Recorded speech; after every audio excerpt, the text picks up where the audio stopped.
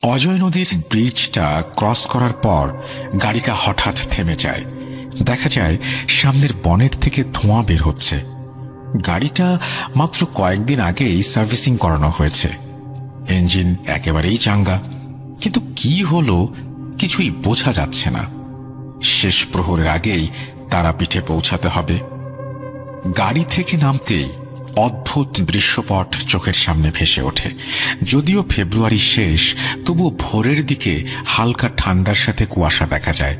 সেটাই স্বাভাবিক, কিন্তু এই মাঝরাতে হঠাৎ করে এত কুয়াশা কোথা থেকে এলো?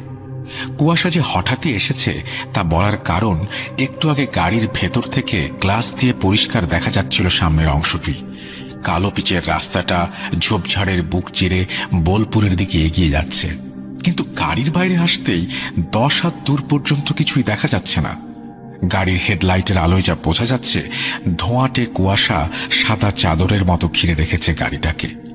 কিছুই বুঝে ওঠার আগেই নজর যায় ব্রিজের নিচে ঝোপঝাড়ের দিকে। কোনো আলোর প্রতিফলন ছাড়াই কয়েক জোড়া সবুজ চোখ ধপ করে জ্বলে উঠল, সেই সঙ্গে বিকট আর্তনাদ। আর বুঝতে বাকি ছিল না অদৃশ্যে কোনো অপ্রাকৃতিক কেউ আশেপাশে আছে। হয়তো তারাপীঠে যেতে দিতে চাইছে না। তান্ত্রিকটিও ততক্ষণে গাড়ি থেকে নেমে এসেছে। ঘাড় ঘোরাতেই পরিস্থিতি স্বাভাবিক করে সে বলে ওঠে, এ তো দেখছি বড্ড সমস্যায় পড়া গেল। গাড়ি খারাপ, এখন যাব কি করে? রাত তখন গভীর, 1টা মতো বাজে। আর কয়েক কিলোমিটার পর বোলপুর টাউন। সেখানে অন্তত পৌঁছাতে পারলে কিছু একটা ব্যবস্থা করা যাবে। অগত্যা কি আর করা যায়, এক পা করে হাঁটা শুরু করলেন তারা। খানিক বাদে খেয়াল করলেন পেছনের দিক থেকে আলোর রেখা ক্রমশ স্পষ্ট হচ্ছে। বোধহয় কোনো গাড়ি আসছে। আশাতীত দৃষ্টিতে ঘুরে দাঁড়িয়ে সেদিকে তাকাতেই গাড়িটা ক্রমশ স্পষ্ট হতে লাগলো। গাড়িটাকে থামার জন্য হাত দেখাতেই হঠাৎই অনুভব করলেন অদৃশ্যে কেউ তাকে সামনের দিকে ঠেলে ধরেছে। তিনি কোনোভাবেই পেছাতে পারছেন না। এদিকে গাড়িটা সবেগে ছুটে আসছে। যেভাবে তিনি রাস্তার মাঝখানে দাঁড়িয়ে আছেন, আর অল্প কিছুক্ষণের মধ্যেই গাড়িটা থেকে চাপা দিয়ে চলে যাবে। সাব্বিজি সাহায্যের জন্য তান্ত্রিককে ডাক দিতেই চমকে যান। কোথায় তান্ত্রিক? সেই মুহূর্তে নিশিরাতে ঘন কুয়াশার মাঝে কালো পিচের রাস্তার উপর তিনি একাই দাঁড়িয়ে আছেন। গাড়ির তীব্র আলোয় চোখে ক্রমশ অন্ধকার নেমে আসছিল। সুকান্ত মাইতি আজ আবারও যে মানুষটির ঘটনা শেয়ার করতে যাচ্ছি, তার নাম ও পূর্বের ঘটনা আমি, আপনি, আমাদের সবার স্মৃতির মণিকোঠায় জলজল করছে। জানি ভবিষ্যতেও করবে। তিনি আর কেউ নন, আমাদের সবার প্রিয় সাব্বিরজি। আজ 10 নম্বর ঘটনা শেয়ার করছি। সাব্বিরজি হয়তো এই পৃথিবীর মায়া ত্যাগ করে পরলোক গমন করেছেন, তবুও আমার কলমে ও রাসেল ভাই আপনার উপস্থাপনায় মানুষটি ভূত.কমে এবং আমাদের মনে চিরকাল অমর হয়ে থাকবেন ইনশাল্লাহ। আল্লাহ তাকে জান্নাত প্রদান করুন, আমিন। অনেকেই সাব্বিরজির ঘটনা দেওয়ার জন্য বারবার কমেন্টে অনুরোধ করেছিলেন, তাই আবারও ওনার ঘটনা নিয়ে ফিরে আসা। তাহলে এখন ঘটনায় যাওয়া যাক। সালটা সম্ভবত 2009-এর শুরুর দিকে, ফেব্রুয়ারি মাস। সাব্বিরজি সকালের চা জল খাবার সেরে কর্মস্থলের জন্য রেডি হচ্ছিলেন। এমন সময় ফোনটা বেজে ওঠে। ফোন তুলে সালাম জানাতেই অপর প্রান্ত থেকে একটি পরিচিত নারী কণ্ঠস্বর উদ্বিগ্ন স্বরে সালামের প্রত্যুত্তর জানিয়ে বলে ওঠে, সাব্বির বাবা, আমরা ভীষণ বিপদের মধ্যে আছি। জিন ভূতের ব্যাপার কিনা বুঝতে পারছি না, কিন্তু ব্যাপারটা যে অলৌকিক অস্বাভাবিক তা টের পাচ্ছি। নানা রকম উদ্ভট ঘটনা ঘটছে। বাবা, যদি তুই একটু এসে দেখে যেতিস তাহলে ভালো হতো। আমি ফোনে সবকিছু খুলে বলতে পারছি না, তুই তাড়াতাড়ি আয়। ঠিক আছে খালামণি, তুমি চিন্তা করো না, আমি কালই সকালে যাচ্ছি, সব ঠিক হয়ে যাবে ইনশাল্লাহ। এই বলে সাব্বিরজি ফোনটা রেখে দেন।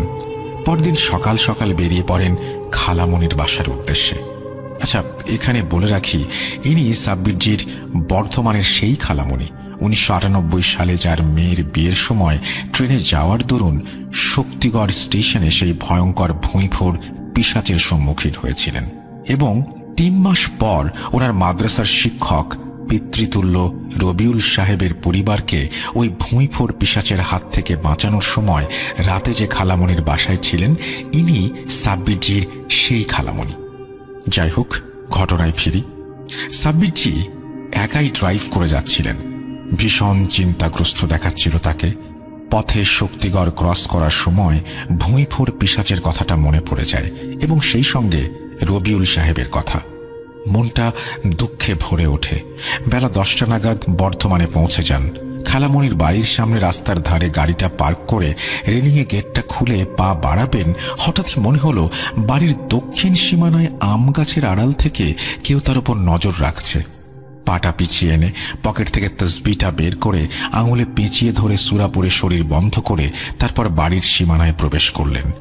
এতদিনে এই সমস্ত ইঙ্গিত তিনি ভালো বুঝে গেছেন। সামনে একটি ছোট্ট বারান্দা, তারপরে মেইন দরজা। প্রায় 5 বছর পর সাব্বিরজি এই বাড়িতে এলেন। শেষবার বছর 5 আগে ওনার খালুর ইন্তেকালের পর জানাজায় এসেছিলেন। বাড়িটা যে আগের জৌলুস দিনে দিনে হারাচ্ছে সে বিষয়ে কোনো সন্দেহ নেই।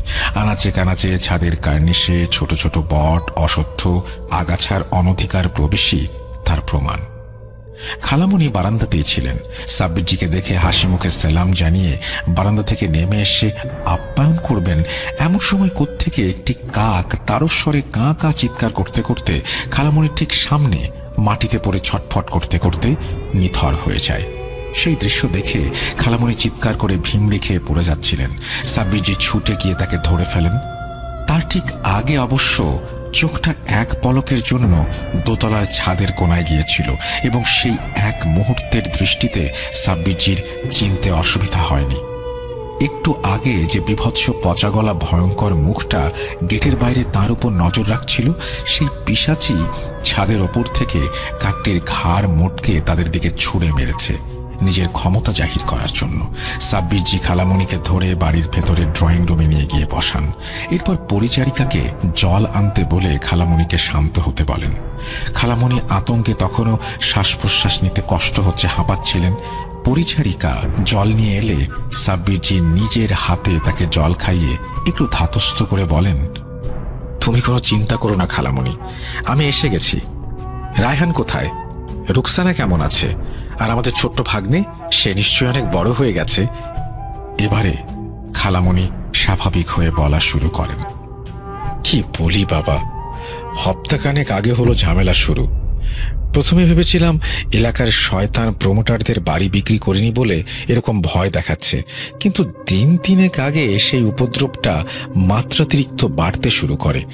তোর খালু মারা যাবার পর আমি, রায়হান, 2 জন পরিচারক আর আমরা 4 জন মিলে এই বড় বাড়িটাতে থাকি, কিন্তু কোনোদিনও কোনো সমস্যা হয়নি।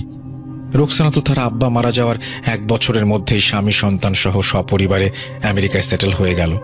বছরে একবার আসে, ওই দিন 15 মতো থাকে। ছেলেটা সবে ফার্স্ট ইয়ারে উঠেছে, ব্যবসাপত্র দেখে না, ম্যানেজার এসে হিসাবপত্র বুঝিয়ে দিয়ে যায়। প্রমোটাররা বছরখানেক হলো ঝামেলা করছে, এই বাড়িটা নানাভাবে কিনে নিতে চাইছে, যাতে ভেঙে নাকি নতুন ফ্ল্যাট তুলবে। তোর খালুর স্মৃতি হিসেবে আমি বাড়িটা দিতে চাইনি, এটা তাদের পৈতৃক বাড়ি। আমি বিয়ে হয়ে এই বাড়িতে এসেছিলাম। শুরুতে ইট পাটকেল ঢিল যখন তখন শূন্য থেকে ভেসে আসতো, কখনো জানালার কাঁচ ভাঙত, কখনো আবার গাড়ির কাঁচ। 2-1 দিন এই ঝামেলা ছিল, ভেবেছিলাম প্রমোটাররা করাচ্ছে, থানায় ডায়েরিও করে এসেছি। কিন্তু 3 দিন আগে ভুলটা ভাঙে। সেদিন খাওয়া দাওয়া সেরে রাতে একটু পায়চারি করতে ছাদে গেছি।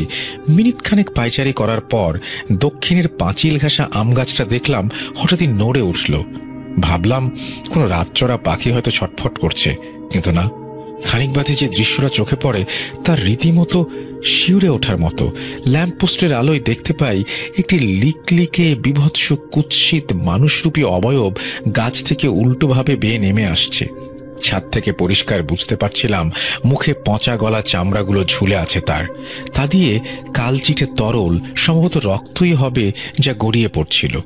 চোখ দুটো অদ্ভুতভাবে রক্তের মতো টকটকে লাল আগুনের ভাঁটার মতো জলজল করছিল। দেখলাম অবয়বটি অনায়াসে দেয়াল ভেদ করে আমাদের বাড়ির সীমানায় ঢুকে পড়ে। সীমানায় ঢুকে পড়া মাত্রই হাওয়ায় মিলিয়ে যায়। আমি প্রায় পাথরের মতো কাঠ হয়ে গিয়েছিলাম। হুঁশটা ফেরে ছাদের কোনো একটা যান্ত্রিক গর্জনে। সেদিকে ফিরে দেখি নিচে হাওয়ায় মিলিয়ে যাওয়া অবয়বটা সেই মুহূর্তে ছাদে দাঁড়িয়ে। আমি চিৎকার দিয়ে নিচে নেমে আসি।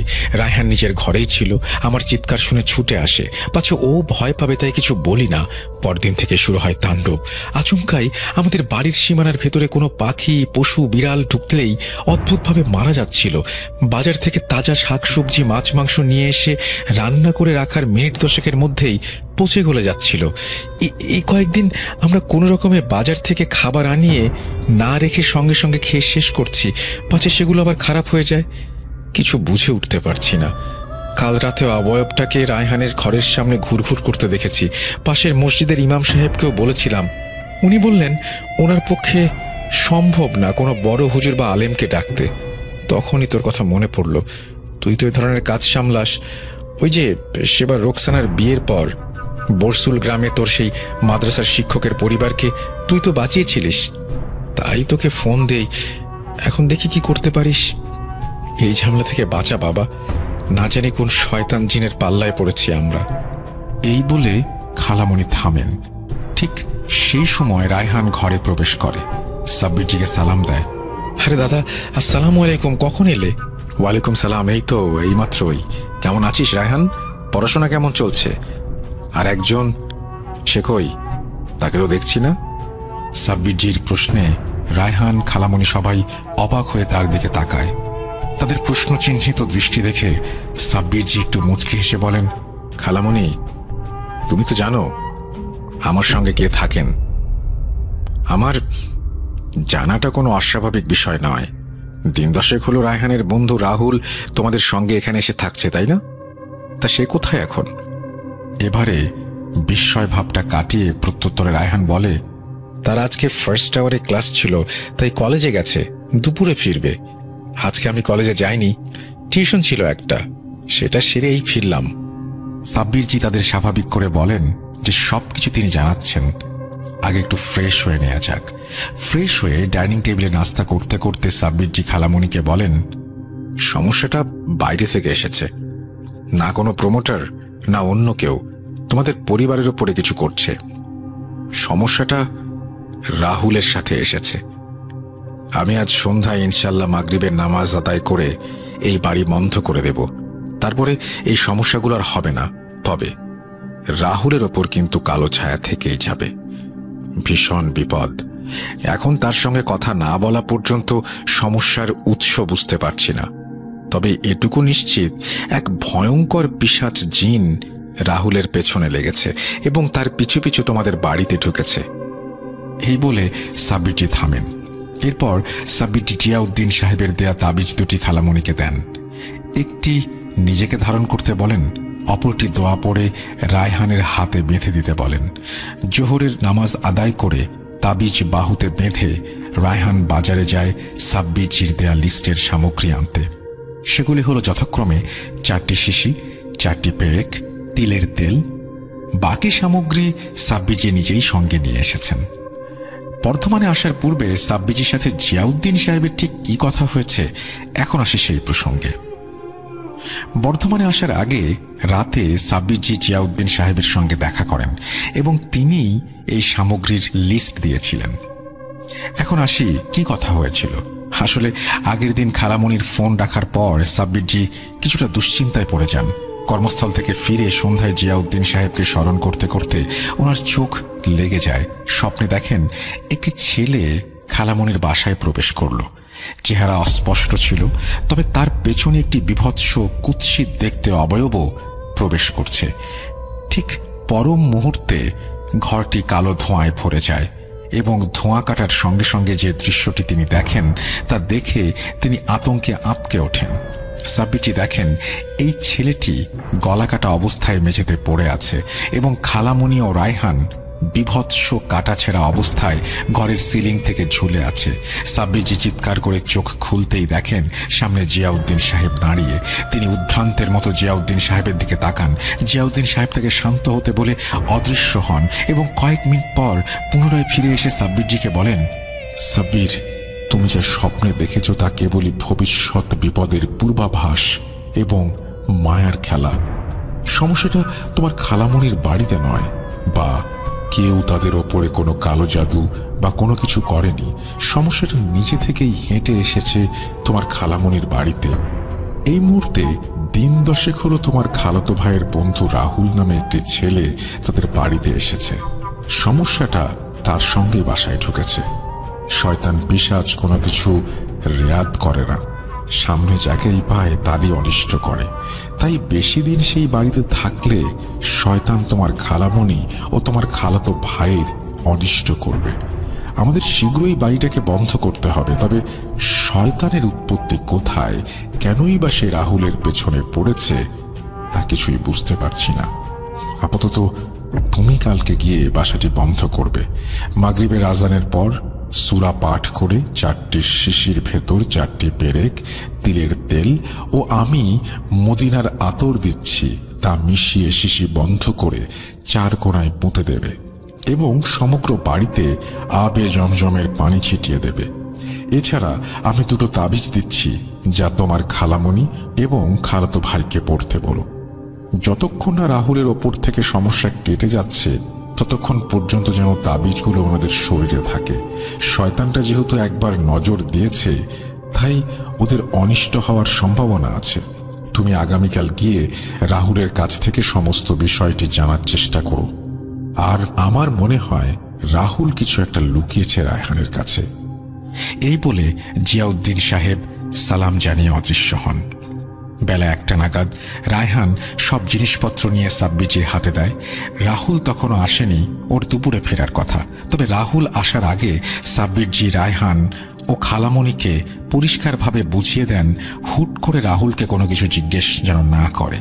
উনি মাগরিবের পর বাড়ি বন্ধ করে তারপরে রাহুলকে নিয়ে বসবেন। যেহেতু শয়তানটা রাহুলের সঙ্গে এসেছে, তাই তাকে বাড়ি বন্ধ করার আগে জিজ্ঞেস করতে গেলে সে সজাগ হয়ে যাবে। আগেই বলেছি, সাব্বিরজির খালামণির বাড়িতে রান্না করা সম্ভব হচ্ছিল না। বাইরে থেকে খাবার আনিয়ে কোনো রকমে তারা খাচ্ছিল। 1:45 নাগাদ খালামণিদের এক পরিচিত হোটেল থেকে খাবার ডেলিভারি এলে রায়হান উঠে খাবার আনতে যাবে। সাব্বিরজি তাকে বাধা দিয়ে বলেন, তুই বস, আমি নিয়ে আসছি। আসলে উনি জানতেন শয়তানটা আশেপাশে আছে, খাবারটা হয়তো নষ্ট করতে পারে। সাব্বিরজি গিয়ে ডেলিভারির প্যাকেটটা নিয়ে ডাইনিংয়ে এনে রাখলেন। তারা সবাই রাহুলের জন্য অপেক্ষা করছিলেন। যথারীতি 2:15টায় রাহুল আসে। প্রথমে সাব্বিরজিকে দেখে কিছুটা অবাক হন, পরে রায়হান তাকে সমস্ত বিষয় বুঝিয়ে বলে। এরপর তারা একসঙ্গে মিলে খাবার খায়। খালামণি রায়হান দুজনে চাপা উত্তেজনার মধ্যে ছিল, সময় যেন গড়াতে চায় না। এরই মাঝে আরও বেশ কয়েক জোড়া পাখি ঝপঝপ করে আম পড়ার মতো উঠোনে মরে পড়েছে। পরিচারিকা ভয়ে ভয়ে সেগুলো সাফ করছে। সন্ধ্যা হয়। মাগরিবের নামাজ শেষ করে সাব্বিরজি যথারীতি পরিকল্পনা মাফিক আবে জমজমের পানি বাস্তুর চারিদিকে ছড়াতে যাবেন। ঠিক সেই সময় আকাশ কাঁপিয়ে তুমুল ঝড় ওঠে। ঝড়ের গতি এতটাই বেশি ছিল যে বাইরে দাঁড়ানো যাচ্ছিল না। হাতের তসবিটা আগুনের মতো গরম হয়ে উঠছিল। বাতাসের গতিতে আবে জমজমের পানির বোতলটা ছিটকে গিয়ে উঠোনে পড়ে, মাটিতে মিশে যায়। সঙ্গে সঙ্গে দোতলার কার্নিশ থেকে একটি কালো বিভৎস অবয়ব হেসে ওঠে। চোখগুলো দাউ দাউ করে জ্বলছিল, শরীর থেকে কালো ধোঁয়া ছড়িয়ে পড়ছিল।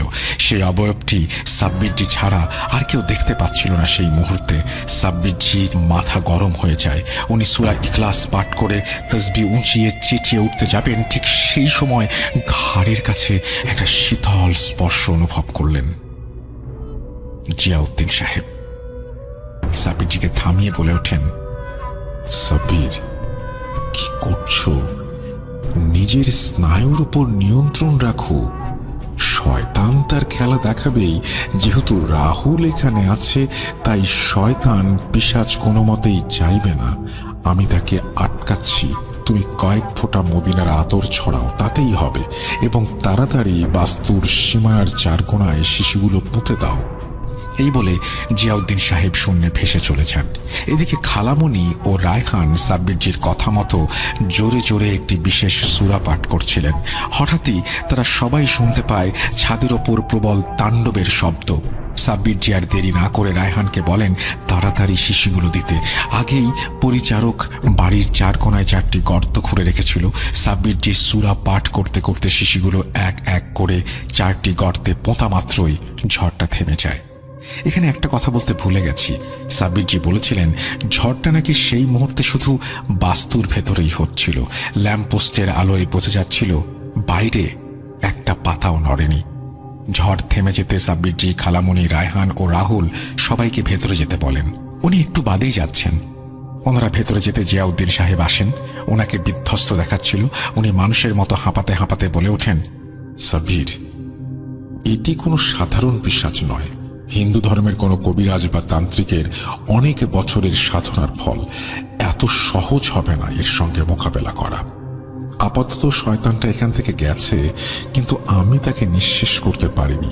আমিও ঠিকমতো পেরে উঠতে পারছিলাম না। আমি আমার জগতে যাচ্ছি, আরো কিছু বিষয় বুঝতে হবে। তুমি ততক্ষণে রাহুলের কাছ থেকে সমস্ত বিষয়টা শোনো। কিছু একটা আছে যেটা রাহুলই বলতে পারবে, সেখান থেকে হয়তো আমরা কোনো রাস্তা পাবো। এই বলে জিয়াউদ্দিন সাহেব বিদায় নেন। সাব্বির জি বাড়ির ভেতর প্রবেশ করতেই দেখেন খালামণি, রায়হান, রাহুল 3 জনের ড্রয়িং রুমে বসে আছে। সাব্বির জি তাদেরকে আশ্বস্ত করে বলেন যে শয়তানটা এই ভিটা ছেড়ে চলে গেছে, কিন্তু রাহুলের ওপর বিপদ কাটেনি।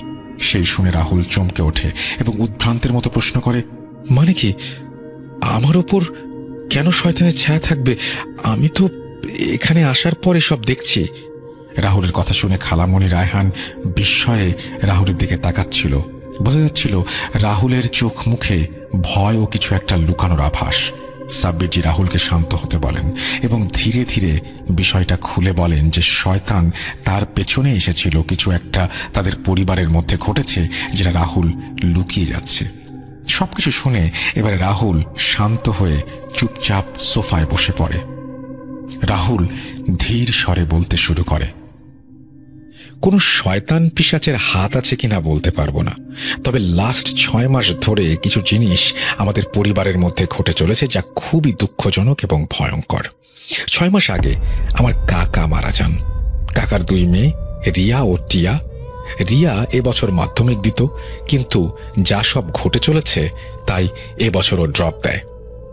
2 মাস আগে রিয়ার ছোট বোন টিয়া অস্বাভাবিকভাবে মারা যায়। পুলিশের পোস্টমর্টম রিপোর্ট অনুযায়ী কোনো আকস্মিক শকের কারণে টিয়ার হৃদস্পন্দন নাকি থেমে গিয়েছিল। আরও কিছু ইনসিডেন্ট ঘটেছে যা আপনাকে এবার সবটা খুলে বলি। আমার গ্রামের বাড়ি বোলপুরের কাছের গ্রামে। জমিদার না হলেও দাদুর আমল থেকে আমাদের বিষয় সম্পত্তি নেহাত কম নয়।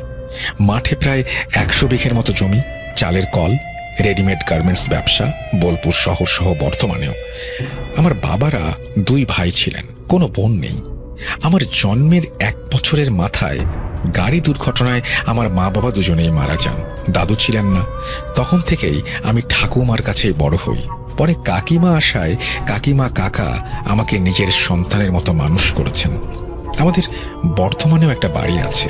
আমি তখন ক্লাস 8-এ পড়ি। আমার পড়াশোনা ও ছোট ছোট বোন দুটোর ভালোভাবে লেখাপড়ার জন্য ঠাকুমা জোর করে আমাদের বর্ধমানে পাঠিয়ে দেন। তবে থেকে আমরা বর্ধমানে থাকি, 2 বোন, কাকিমা ও আমি। কাকা ঠাকুমার সাথে গ্রামেই থাকতেন, জমি জমা ও ব্যবসাপত্র দেখতেন। সপ্তাহে 2 দিন অবশ্য আমাদের সাথে থাকতেন বর্ধমানের ব্যবসা দেখার সুবাদে। বছর 2-1 হলো ঠাকুমা স্বাভাবিক বার্ধক্যজনিত কারণে মারা যান। ঠাকুমা মারা যাওয়ার পর জানতে পারি গ্রামের বাড়ির অর্ধেক অংশ, অর্ধেক জমি, চালের মিলের অর্ধেক ছাড়া বাকি অর্ধেক জমি সহ বর্ধমানের বাড়িটা ও রেডিমেড গার্মেন্টসের ব্যবসা ঠাকুমা আমার নামে করে দিয়েছেন। এতে অবশ্য কাকার কোনো আপত্তি ছিল না।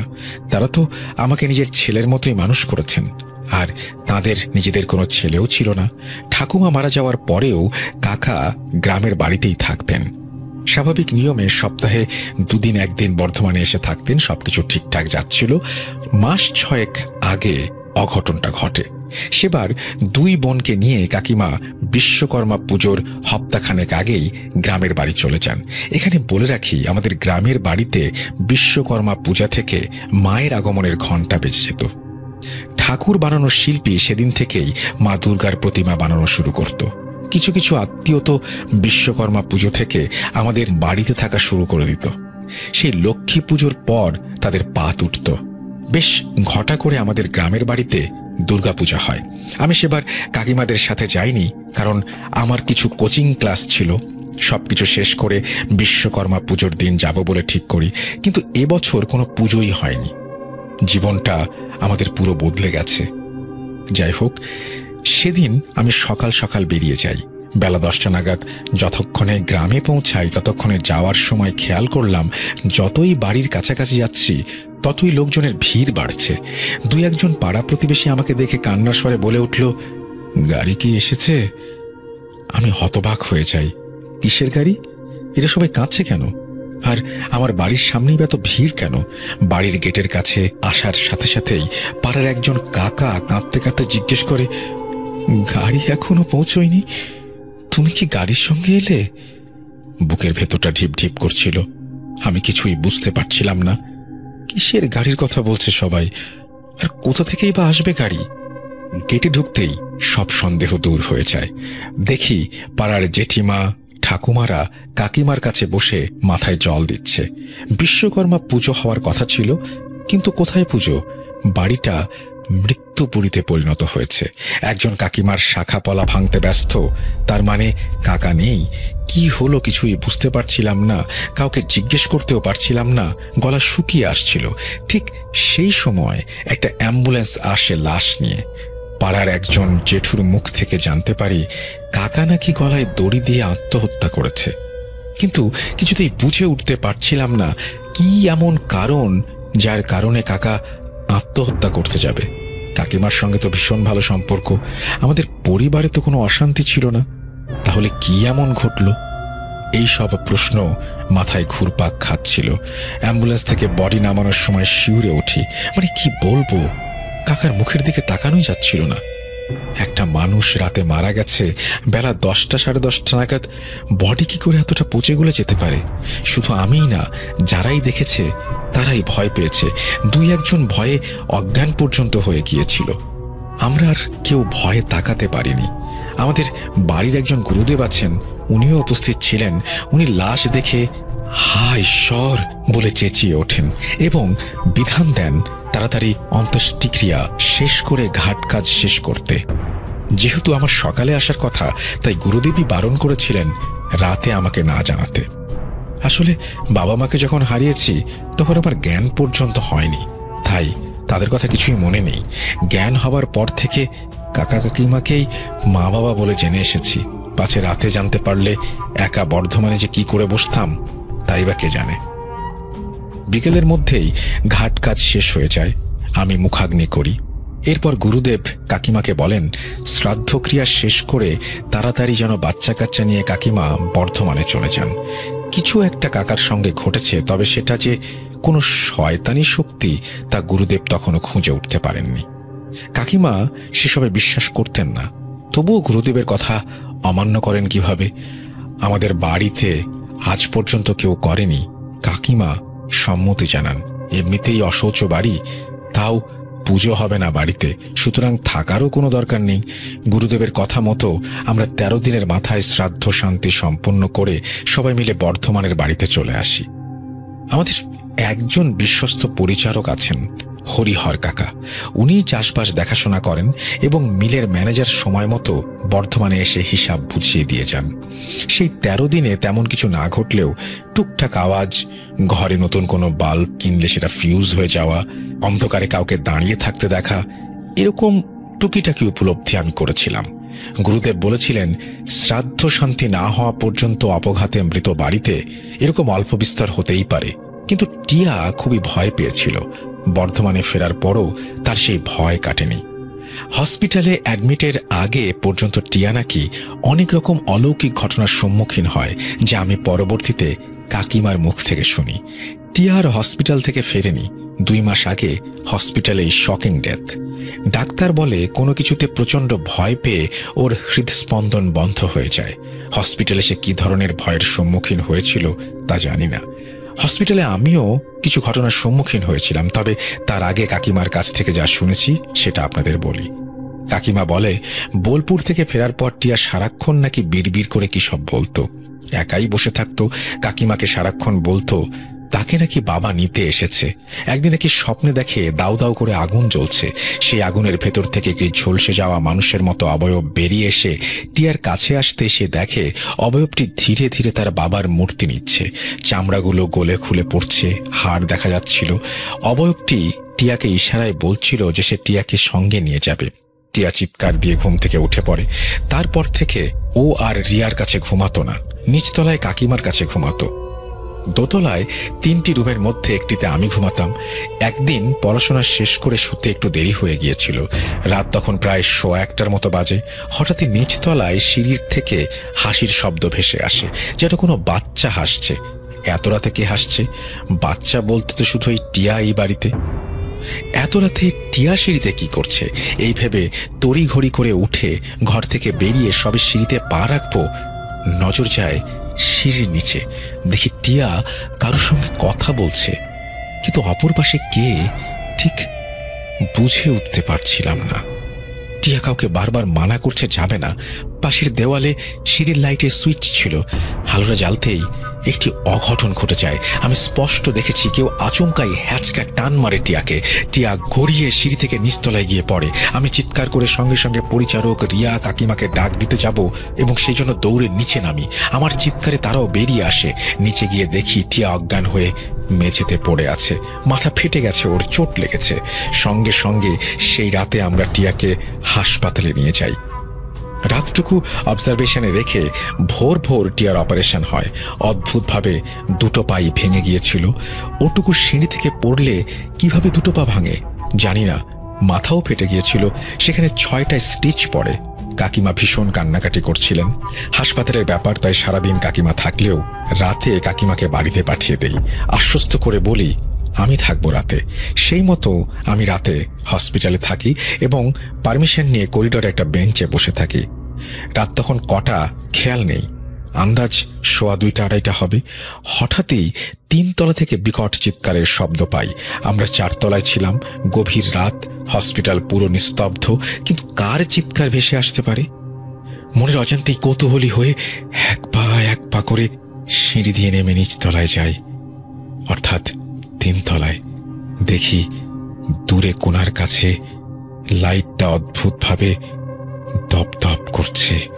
দেখলাম একটি খালি স্ট্রেচার নিচ থেকেই নড়ছে, এগুচ্ছে, পিছুচ্ছে। বুক ঢিপ ঢিপ করলেও বুকের সাহস সঞ্চয় করে কেন জানি না এগিয়ে গিয়েছিলাম। গিয়ে কোণার রুমের জানালা দিয়ে যে দৃশ্যটা দেখি তা দেখার জন্য আমি মোটেও প্রস্তুত ছিলাম না। দেখি রুমটা ফাঁকা, কিছু নেই। কিন্তু মুহূর্তের মধ্যে জানালার পর্দা ভেদ করে একটি পর্দা ঘরে ঢুকে আসে। আমি পাথরের মতো কাঠ হয়ে সবকিছু দেখছিলাম। পর্দাটা আস্তে আস্তে একটা পচা গলা বিভৎস ভয়ঙ্কর রূপ নেয়। সেই রূপটা আমার চেনা, আর এক ঝলক আমি কয়েক মাস আগে দেখেছিলাম। সেটা ছিল কাকার পচা গলা মূর্তি। আমি আতঙ্কে চিৎকার দিয়ে কোনো রকমে দৌড়ানোর চেষ্টা করেছিলাম, কিন্তু দৌড়াতে পারছিলাম না। অদৃশ্যে কেউ যেন আমাকে টেনে ধরেছিল।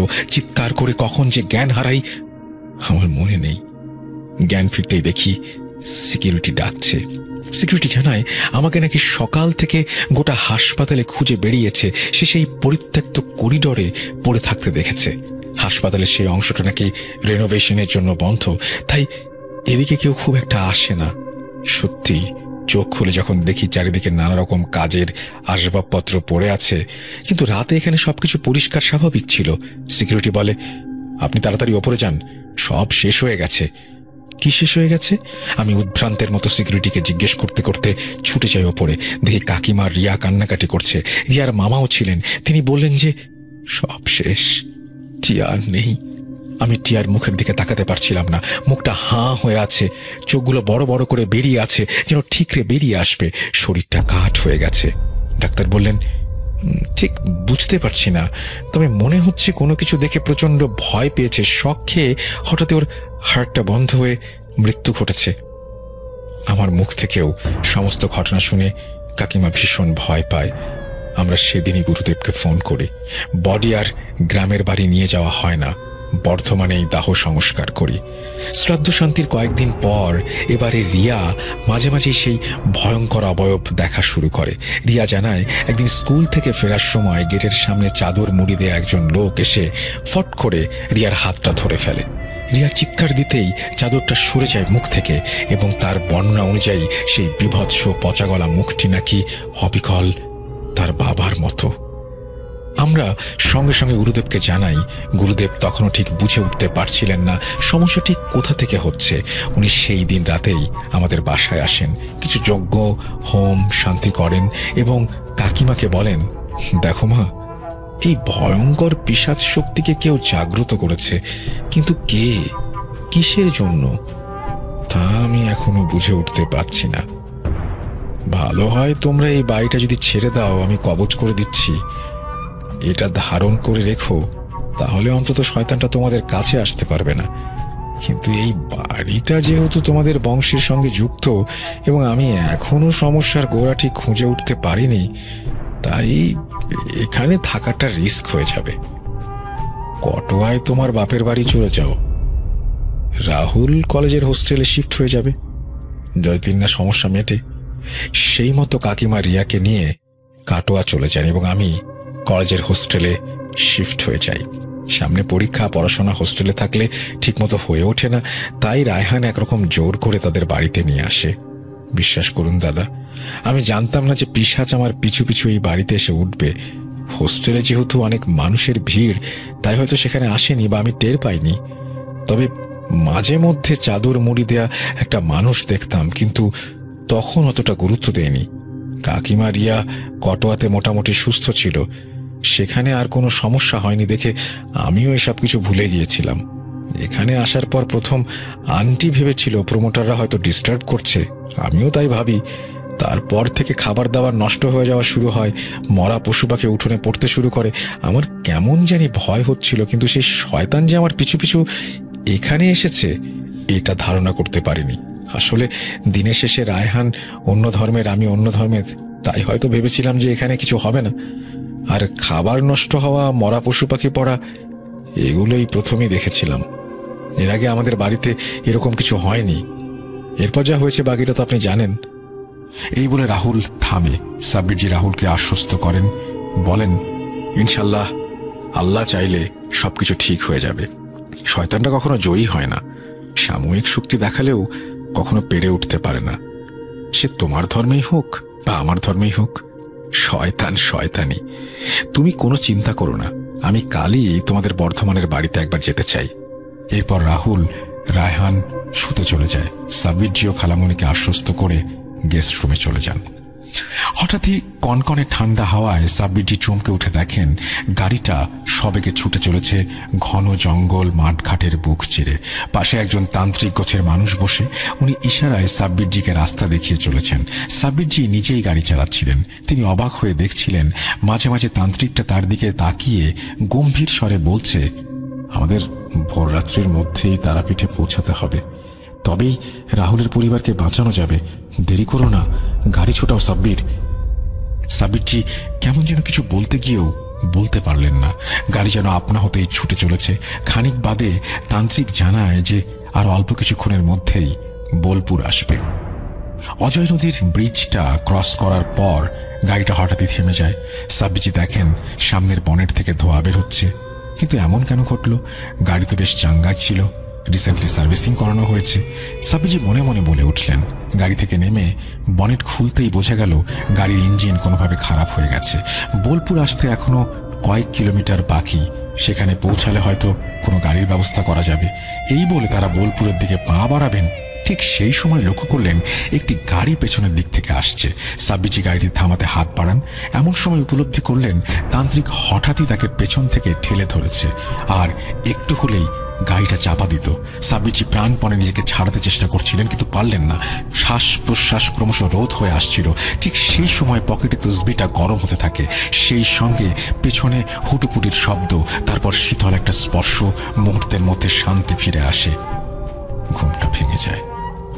দেখেন সামনে জিয়াউদ্দিন সাহেব দাঁড়িয়ে। সাব্বিরজি কিছু বলে ওঠার আগেই তিনি বলেন, সাব্বির, এই শয়তান হিন্দু ধর্মের এক শক্তিশালী পিশাচ, যার ক্ষমতা সম্পর্কে আমাদের কোনো ধারণা নেই। সে তোমাকে বিভ্রান্ত করতে তার মায়া খেলা দেখানো শুরু করেছে। স্বপ্নের মধ্যে তোমাকে ক্ষতি করার চেষ্টা করছে। আল্লাহর রহমতে তুমি বেঁচে গেছো। চলো এখন অজু করে আসি, ফজরের নামাজ আদায় করো। ইনশাল্লাহ সকালে তুমি রাহুলের বাড়িতে যাবে। দেখো কি হয়, চিন্তা করো না, একটা কিছু ব্যবস্থা হবে। এরপর ওনারা দুজন অজু করে ফজরের নামাজ আদায় করেন। সকাল সকাল আর দেরি না করে নাস্তা সেরে রাহুল ও রায়হানকে নিয়ে সাব্বিরজি রাহুলের বর্ধমানের বাড়ির উদ্দেশ্যে রওনা দেন। পথে যাওয়ার সময় রাহুলের হাতেও রায়হানের মতো একটি তাবিজ বেঁধে দেন, যেটা সকালে জিয়াউদ্দিন সাহেব দিয়ে গিয়েছিলেন। মিনিট 20 মধ্যেই তারা রাহুলের বাড়িতে পৌঁছে যান। বিপদের আশঙ্কা ভেবে সাব্বিরজি রাহুল ও রায়হানকে বাড়ির সীমানার বাইরে রেখে নিজেই ভেতরে প্রবেশ করেন। পরিচারক এসে আগেই তালা খুলে গিয়েছিল। রাহুলরা বাড়ি ছাড়ার পর তারা কোনো রকম দিনের বেলায় এসে সাফাই করে চলে যায়। ঘরের ভেতর চারিদিকে নিস্তব্ধতা বিরাজ করছিল, যেন একটা পিন পড়লেও তার শব্দ শোনা যাবে। সাব্বিরজি কয়েক মিনিট নিচ তলায় এদিক ওদিক দেখার পর হঠাৎই দোতলার দিকে ঢপ ঢপ শব্দ শুনতে পান। তিনি পরিষ্কার জানতেন এই বাড়িতে কেউ নেই। তাহলে শব্দ করছে কে? ড্রয়িং রুমের ভেতর থেকে গোল করে সিঁড়িটা ওপরে উঠে গেছে। দোতলার করিডরের দিকে তাকাতেই মনে হলো কেউ যেন সরে গেল। ওপরে যেতেই মুহূর্তের জন্য সাব্বিরজি ঘাবড়ে যান। দোতলার মেঝেতে ছড়িয়ে ছিটিয়ে রক্তের ছোপ ছোপ দাগ, যেন একটি বাচ্চা ছেলে রক্ত মাখা পায়ে দৌড়াদৌড়ি করেছে। তিনি জানতেন শয়তান তার মায়া খেলা দেখানো শুরু করেছে। সঙ্গে সঙ্গে তসবিটা আঙুলে জড়িয়ে নেন। জিয়াউদ্দিন সাহেবের কথা মতো একটি বিশেষ সূরা পাঠ করে এক পা করে করিডোরে এগোনোর সময় হঠাৎই ফুসফুস করে কারোর আওয়াজ শুনতে পেলেন। মনে হচ্ছে কেউ কথা বলছে। সেদিকে অনুসরণ করে তাকাতেই আচমকাই দেয়ালের 3টি ফটো ফ্রেম নিজে থেকেই নিচে পড়ে চুরমার হয়ে যায়। রাহুলের কথা মতো যে রুমে রিয়া এবং টিয়া থাকতো, সাব্বিরজি সেদিকে গেলেন। দরজাটা ভেজানো ছিল, অথচ কোনো মতেই ধাক্কা দিয়ে দরজাটা খুলছিল না। শেষে সাব্বিরজি জোরে জোরে কিছু সূরা পড়তে পড়তে তসবিহটা দরজায় ঠেকানো মাত্রই শটান দরজা খুলে যায়। দেখেন মেঝের ওপর গোল চক্র করে তার ওপর কিছু আঁকা আছে। সাব্বিরজি রুমের ভেতরে পা রাখবেন, সেই সময় পেছনে আবারও বাচ্চা শিশুর হাসির শব্দ শুনতে পান। পেছনে ঘুরতেই বিভৎস অবয়বটা দাঁড়িয়ে মুচকি মুচকি হাসছে।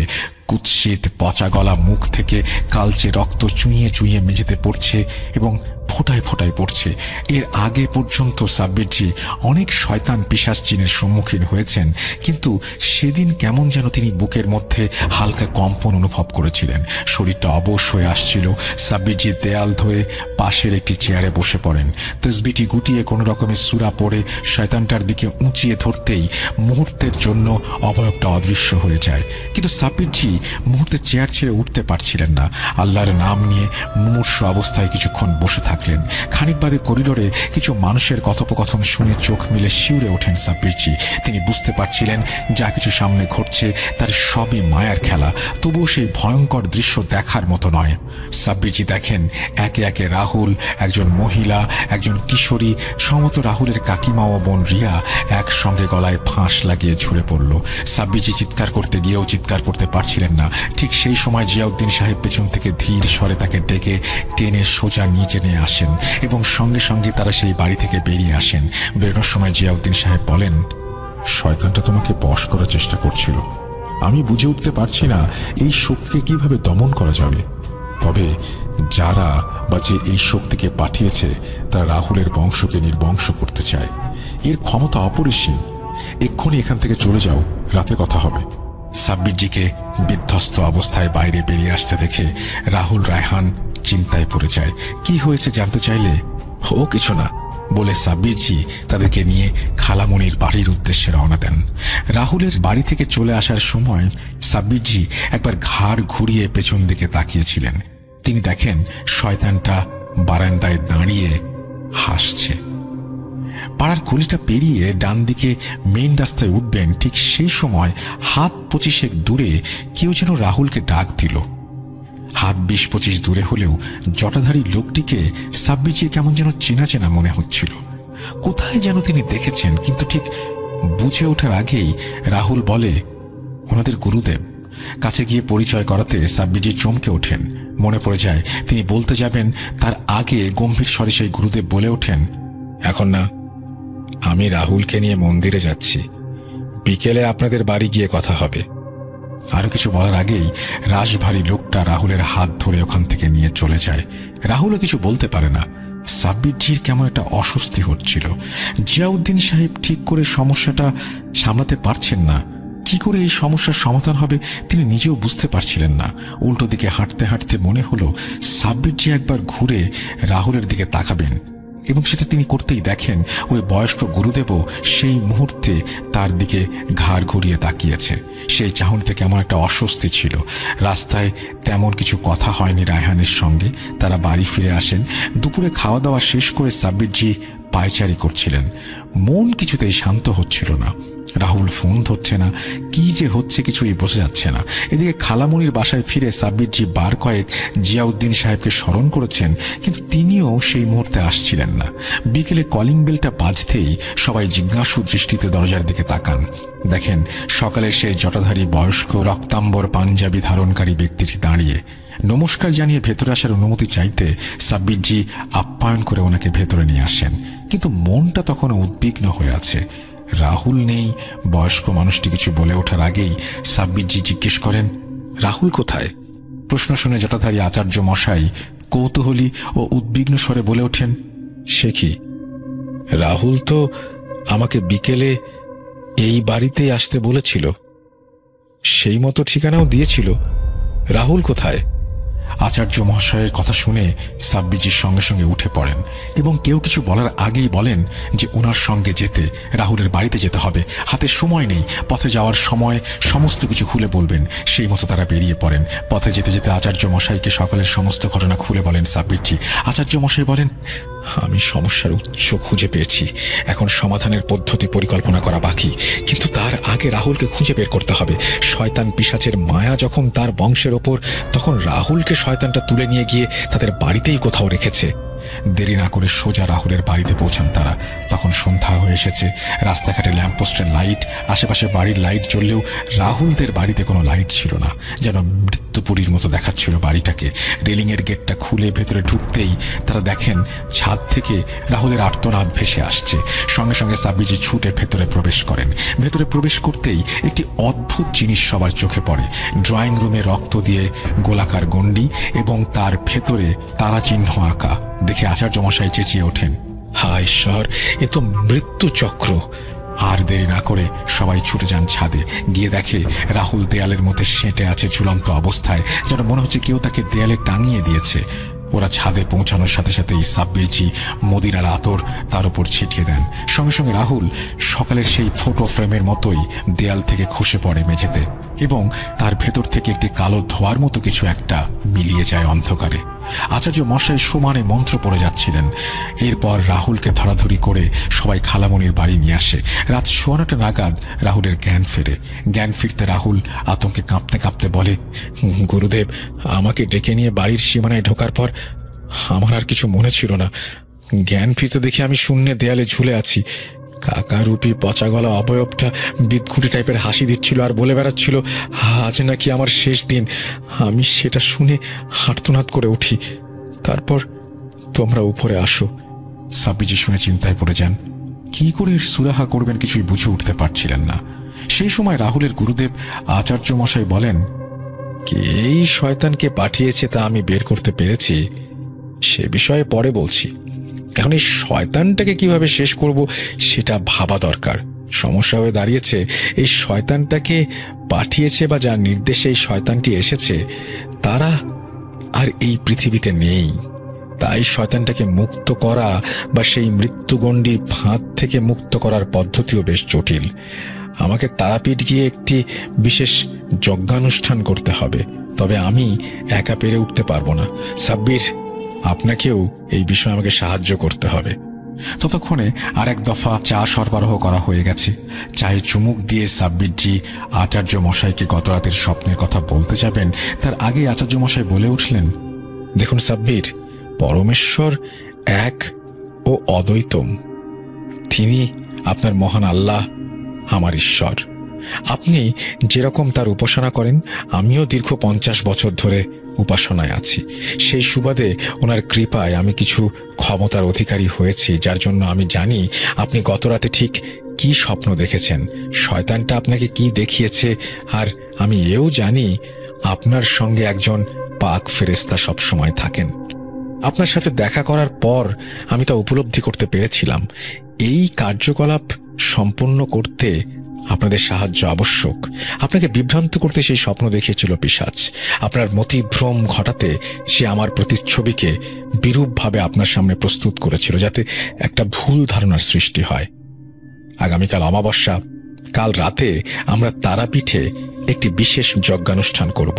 আপনি রাহুলের সাথে আমার সঙ্গে সেখানে উপস্থিত থাকবেন, কেননা আপনি না থাকলে আমার পক্ষে সেই শয়তানকে যজ্ঞের কাছে টেনে আনা সম্ভব হবে না। আর আপনার সাথে যে পাক ফেরেশতা আছেন তাকে অনুরোধ করবেন কটোয়ার রাহুলের কাকিমা ও বোনকে যেন সুরক্ষিত রাখেন। শয়তানটা আপ্রাণ চেষ্টা করবে শেষ খেলা খেলতে, আর সেটা কোনো মতে খেলতে দেয়া যাবে না। ও হ্যাঁ, আর একটু ঘুরপথেই তারাপীঠ যাব। যে পথ আপনি স্বপ্নে দেখেছেন সেই পথে যাওয়াটা সুবিধাজনক হবে না, তাই আমরা দুপুর এখান থেকে বেরিয়ে পড়ব। এই বলে আচার্য মশাই থামেন। রাতে তার শোবার ব্যবস্থা খালামনির বাড়িতেই করার কথা ছিল। রাতে সবাই ঘুমিয়ে পড়লে সাব্বিরজি তখনও ঘুমাননি। চিন্তাগ্রস্তভাবে কাউচে বসেছিলেন। সন্ধ্যা থেকে অনেকবার চেষ্টা করেছেন জিয়াউদ্দিন সাহেবকে স্মরণ করার, কিন্তু তিনি কিছুতেই আসেননি। সাব্বিরজি উঠে বারান্দায় ইতস্ততভাবে পায়চারি করছিলেন। ঠিক সেই সময় জিয়াউদ্দিন সাহেব হাজির হন এবং গম্ভীর স্বরে বলেন, আচার্য মশাই যা বলেছেন তার সবই ঠিক। যে বা যারা এই শয়তানকে জাগ্রত করেছে তারা নিজেরাই এই পৃথিবীতে নেই। তাই শয়তানকে থামানোর জন্য পদ্ধতিটা খুবই কষ্টকর। সেই জন্যই আমি কোনো সুরাহা খুঁজে পাচ্ছিলাম না। যেহেতু এই শয়তান পিশাচ বিধর্মী, তাই আমারও সঠিক পদ্ধতি জানা ছিল না। আচার্য মশাই যা বলেছেন আমাদের সেভাবেই অগ্রসর হওয়া দরকার। রাহুলের কাকিমা ও তার মেয়েকে আমার জিনের দল পাহারা দিয়ে সুরক্ষিত রাখবে। তোমার খালামনির বাসাতেও আমার একদল জিন থাকবে পাহারায়। তাতে এদিকেও কোনো সমস্যার সৃষ্টি যেন না হয় সেই ব্যাপারটাও ঠিক থাকবে। আচার্য মশাই যখন যজ্ঞে বসবেন তুমি সেই এলাকার চারিদিকে থেকো এবং কোনোভাবেই রাহুলের হাতটা ছাড়বে না। যজ্ঞের সময় হয়তো শয়তানটা কোনো রকমে রাহুলকে টানার চেষ্টা করতে পারে। আমিও থাকবো সেখানে। এই বলে জিয়াউদ্দিন সাহেব চলে যান। পরদিন সকালে যথারীতি সবাই প্রস্তুত হন। রায়হান যেতে চাইছিল, কিন্তু সাব্বিরজি তাকে মানা করেন, খালামনির সাথে থাকতে বলেন। আচার্য মশাই রাহুল ও সাব্বিরজি বারান্দায় আসতে দেখে জিয়াউদ্দিন সাহেব এবং তার দলবল হাজির। একদল খালামনির বাসায় পাহারা থাকবে। আমরা আগেই বলেছি কে কোথায় থাকবে। আচার্য মশাই জিয়াউদ্দিন সাহেব বা তার শাগরেদদের সচক্ষে দেখতে না পেলেও তার ভাষ্যমতে উনি বেশ কয়েকটি আলোর বিন্দু অনুভব করেছিলেন। উনি সাব্বিরজিকে বলেন, সাব্বির, আপনার সঙ্গে থাকা সেই জিনটিকে আমার পক্ষ থেকে ধন্যবাদ এবং শ্রদ্ধা জানাবেন। চলুন বেরোনো যাক। আচার্য মশাই বলেছিলেন বোলপুর হয়ে যাওয়াটা সমস্যার হতে পারে, তাই কাটোয়ার রাস্তা দিয়ে খাড় গ্রাম হয়ে তারাপীঠের দিকে যাওয়ার সিদ্ধান্ত নেন। রাস্তাঘাটের অবস্থা খুব একটা ভালো নয়। সুন্দরপুর পৌঁছাতে বেলা 2টোর মতো বেজে যায়। আচার্য মশাই বেশ দুশ্চিন্তায় পড়ে গিয়েছিলেন। সন্ধ্যার মধ্যে তারাপীঠ পৌঁছাতে না পারলে শেষ প্রহরের আগে পুজো শেষ করা যাবে না। তাই সুন্দরপুরেই একটা ধাবাতে তাড়াতাড়ি দুপুরের খাবার খেয়ে নিয়ে আবার বেরিয়ে পড়েন। আচার্য মশাই কিছু খেলেন না। আসলে যজ্ঞে বসার জন্য তিনি নির্জলা উপবাসে ছিলেন। মিনিট 10 যেতে না যেতেই ময়ূরাক্ষী নদীর ব্রিজটা ক্রস করার পর হঠাৎই আকাশ বাতাস কাঁপিয়ে তুমুল ঝড় ওঠে। সন্দেহ হতে থাকে স্বপ্ন কি তাহলে সত্যি হতে যাচ্ছে। কিন্তু স্বপ্নে যে নদীর ওপরে এবং রাত্রেবেলার ঘটনাটি ঘটেছিল, এখন তো ভর দুপুর। আচার্য মশাই গম্ভীর স্বরে বলেন, যাই হয়ে যাক সাব্বির, গাড়ি থামাবেন না। আপনার সন্দেহ ঠিক, শয়তানটা পিছু নিয়েছে। প্রচন্ড ঝড় বৃষ্টিতে কোনো রকমে গাড়ি এগিয়ে যাচ্ছিল। আচমকায় রাস্তার ধারের প্রকাণ্ড একটা বট গাছের ডাল মরমর করে প্রায় গাড়ির উপরেই ভেঙে পড়ছিল, কিন্তু আশ্চর্যজনকভাবে গাছটা অর্ধেকটা ঝুঁকে আটকে যায়। আচার্য মশাই বা রাহুল কেউ না দেখলেও সাব্বিরজি দেখতে পাচ্ছিলেন জিয়াউদ্দিন সাহেব তার শক্তি দিয়ে ডালটাকে আটকে রেখেছেন। উনি সাব্বিরজিকে ইশারায় বলতে থাকেন গাড়ি নিয়ে এগিয়ে যাবার জন্য। তারাপীঠ পৌঁছাতে পৌঁছাতে সন্ধ্যা হয়ে আসে। শহর থেকে আরও বেশ কয়েক মাইল দূরে ঝোপঝাড় জঙ্গলে ঘেরা একটি পরিত্যক্ত শ্মশানে যতক্ষণে তারা পৌঁছান ততক্ষণে অন্ধকার গাঢ় হতে শুরু করেছে। সাব্বিরজি দেখেন আচার্য মশাইয়ের 2 জন শিষ্য আগে থেকেই পূজা যজ্ঞানুষ্ঠানের জন্য সিঁদুর দিয়ে গোলাকার গণ্ডি কেটে তার ভেতর নানা রকম সরঞ্জাম প্রস্তুত রেখেছে। পাশে গাছের ডালে 2টো মশাল বাঁধা। আচার্য মশাই জানান, এই ভয়ঙ্কর নরপিশাচকে জাগ্রত করেছে যে সে আর বেঁচে নেই, তবে সে একজন নিকৃষ্ট লোভী অঘরীতান্ত্রিক ছিল, সে বিষয়ে কোনো সন্দেহ নেই। নিশ্চিত কোনো কিছুর লোভে সে এই কাজ করেছিল। এই পরিত্যক্ত শ্মশানে যজ্ঞ করে সে এই নরপিশাচকে জাগিয়েছে এবং আহুতি হিসেবে রাহুলের বংশের রক্ত উৎসর্গ করেছে। এছাড়াও একটি শিশিতে কিছুটা রক্ত ভরে এই শ্মশানের কোথাও পুঁতে রেখেছে, আর তাতেই সেই পিশাচ বন্দী। এখন তাকে মুক্ত করে সমূলে শেষ না করা পর্যন্ত নিস্তার নেই। কয়েক মাস ধরে নানাভাবে চেষ্টা করেও এই সমস্যার উৎস খুঁজে পাচ্ছিলাম না। দিন তিনেক আগে মা তারার আরাধনায় হঠাৎই আমি মনের মধ্যে স্পষ্ট এই দৃশ্যগুলো দেখতে পাই, কিন্তু আমার একার পক্ষে এই যজ্ঞানুষ্ঠান সম্পন্ন করা সম্ভব ছিল না। আর তখনই রাহুলের মুখে আপনার কথা শুনি যে কিভাবে সাময়িকের জন্য হলেও শয়তানটাকে আপনি শায়েস্তা করেছেন। আমাদের ধর্ম হয়তো আলাদা হতে পারে, কিন্তু মানব ধর্ম তো এক। আর যে যে ধর্মেই হোক না কেন, এই সমস্ত শয়তান জিন পিশাচের সাথে লড়তে আমাদের কোনো বাধা নেই। আমি যজ্ঞে বসলে শয়তানটা বাধা দিতে আসবেই। দেখবেন সাব্বির, শেষ প্রহরের আগে শয়তানটা যেন কোনোভাবেই এই গণ্ডির মধ্যে প্রবেশ করতে না পারে। এরপর আচার্য মশাই গোলাকার গণ্ডির ভেতর নির্দিষ্ট স্থানে বসে যজ্ঞানুষ্ঠান শুরু করেন। এদিকে রাহুল বংশের রক্তের ব্যাপারটা শুনে ভীষণ চিন্তা করছিল। আচার্য মশাই তাকে আশ্বস্ত করে বলেন রাহুলকে আরেকটি গণ্ডির মধ্যে দাঁড় করিয়ে দিতে, এবং রাহুল যেন কোনোভাবে এই গণ্ডি থেকে বের না হয়। বিশ্বাস অবিশ্বাস সবই মহান আল্লাহর উপর। হয়তো এটা অন্য ধর্মের কোনো একটা অনুষ্ঠান, তবুও সাব্বিরজি তার জায়গা থেকে যতটুকু সম্ভব চেষ্টা করবেন। জিয়াউদ্দিন সাহেব বলেছেন এটি কোনো শক্তিশালী হিন্দু জিন, তাই সাব্বিরজি আচার্য মশাইয়ের ওপর ভরসা করে ওনার নির্দেশ মতো যজ্ঞানুষ্ঠান এরিয়ার বাইরে থাকবেন। তখন গভীর রাত হতে শুরু করেছে। যজ্ঞে অহরহ আহুতি ও মন্ত্রপাঠ চারিদিকের পরিবেশটা মুখরিত করে তুলছিল। অন্যদিকে সাব্বিরজি তার মতন দোয়া দুরূদ পাঠ করতে থাকেন। পরিত্যক্ত শ্মশানের পরিবেশটা কেমন একটা মায়ায় আবদ্ধ হয়ে যায়। খানিক বাদে হঠাৎই অন্ধকারে যেন শূন্য থেকে আধপোড়া চিতার জ্বালাকাঠ উড়ে এসে যজ্ঞের দিকে লক্ষ্য করে পড়ে, কিন্তু আচার্য মশাই সহ উপস্থিত সবাই দেখেন অদ্ভুতভাবে কাঠটা গণ্ডির বাইরেই আটকে রয়েছে। জিয়াউদ্দিন সাহেব এবার সাব্বিরজিকে জানান রাহুলের বোলপুরের বাড়ি এবং বর্ধমানের বাড়ি দুটোই বন্ধ করে দিয়ে এসেছি। কাটোয়াতে একদল এবং তোমার খালামণির বাসায় একদল পাহারা দিচ্ছে। একে আচার্য মশাই শায়েস্তা করতে পারবেন, আমাদের শুধু সাহায্য করতে হবে তাকে, যাতে শয়তান ওই দিকটায় যেতে না পারে। ঠিক সেই মুহূর্তে তুমুল ঝড় ওঠে, চারদিকের পরিবেশটা কেমন বদলে যায়। অথচ শ্মশানের বাইরে নীরব নিস্তব্ধতা বিরাজমান, কিন্তু শ্মশানের ভেতরে সবকিছু যেন উড়িয়ে নিয়ে যাবে। সাব্বিরজি চেঁচিয়ে বলেন আচার্য মশাই, আপনি থামবেন না, কোনোভাবেই শয়তান পিশাচকে আপনার কাছে আসতে দেবেন না। জিয়াউদ্দিন সাহেব বলেন সাব্বির, তুমি দ্রুত শয়তানটাকে বাইরে রাখার চেষ্টা করো। এইভাবে তারা শয়তানটাকে বাইরে রাখে। এইভাবে কিছুক্ষণ চলার পর রাত শেষ প্রহরে আচার্য মশাই শিষ্যদের বলেন শ্মশানের দক্ষিণে পুরনো ছাই ফসে ঢিপির পাশে এক হাত গর্ত খুঁড়ে নিচ থেকে একটি মাটির সরা তুলে নিয়ে আসতে। সাব্বিরজি পুরো ঘটনাটা অবাক হয়ে দেখলেও তিনি কখনো তার মতো করে সূরা পড়া বন্ধ করেননি।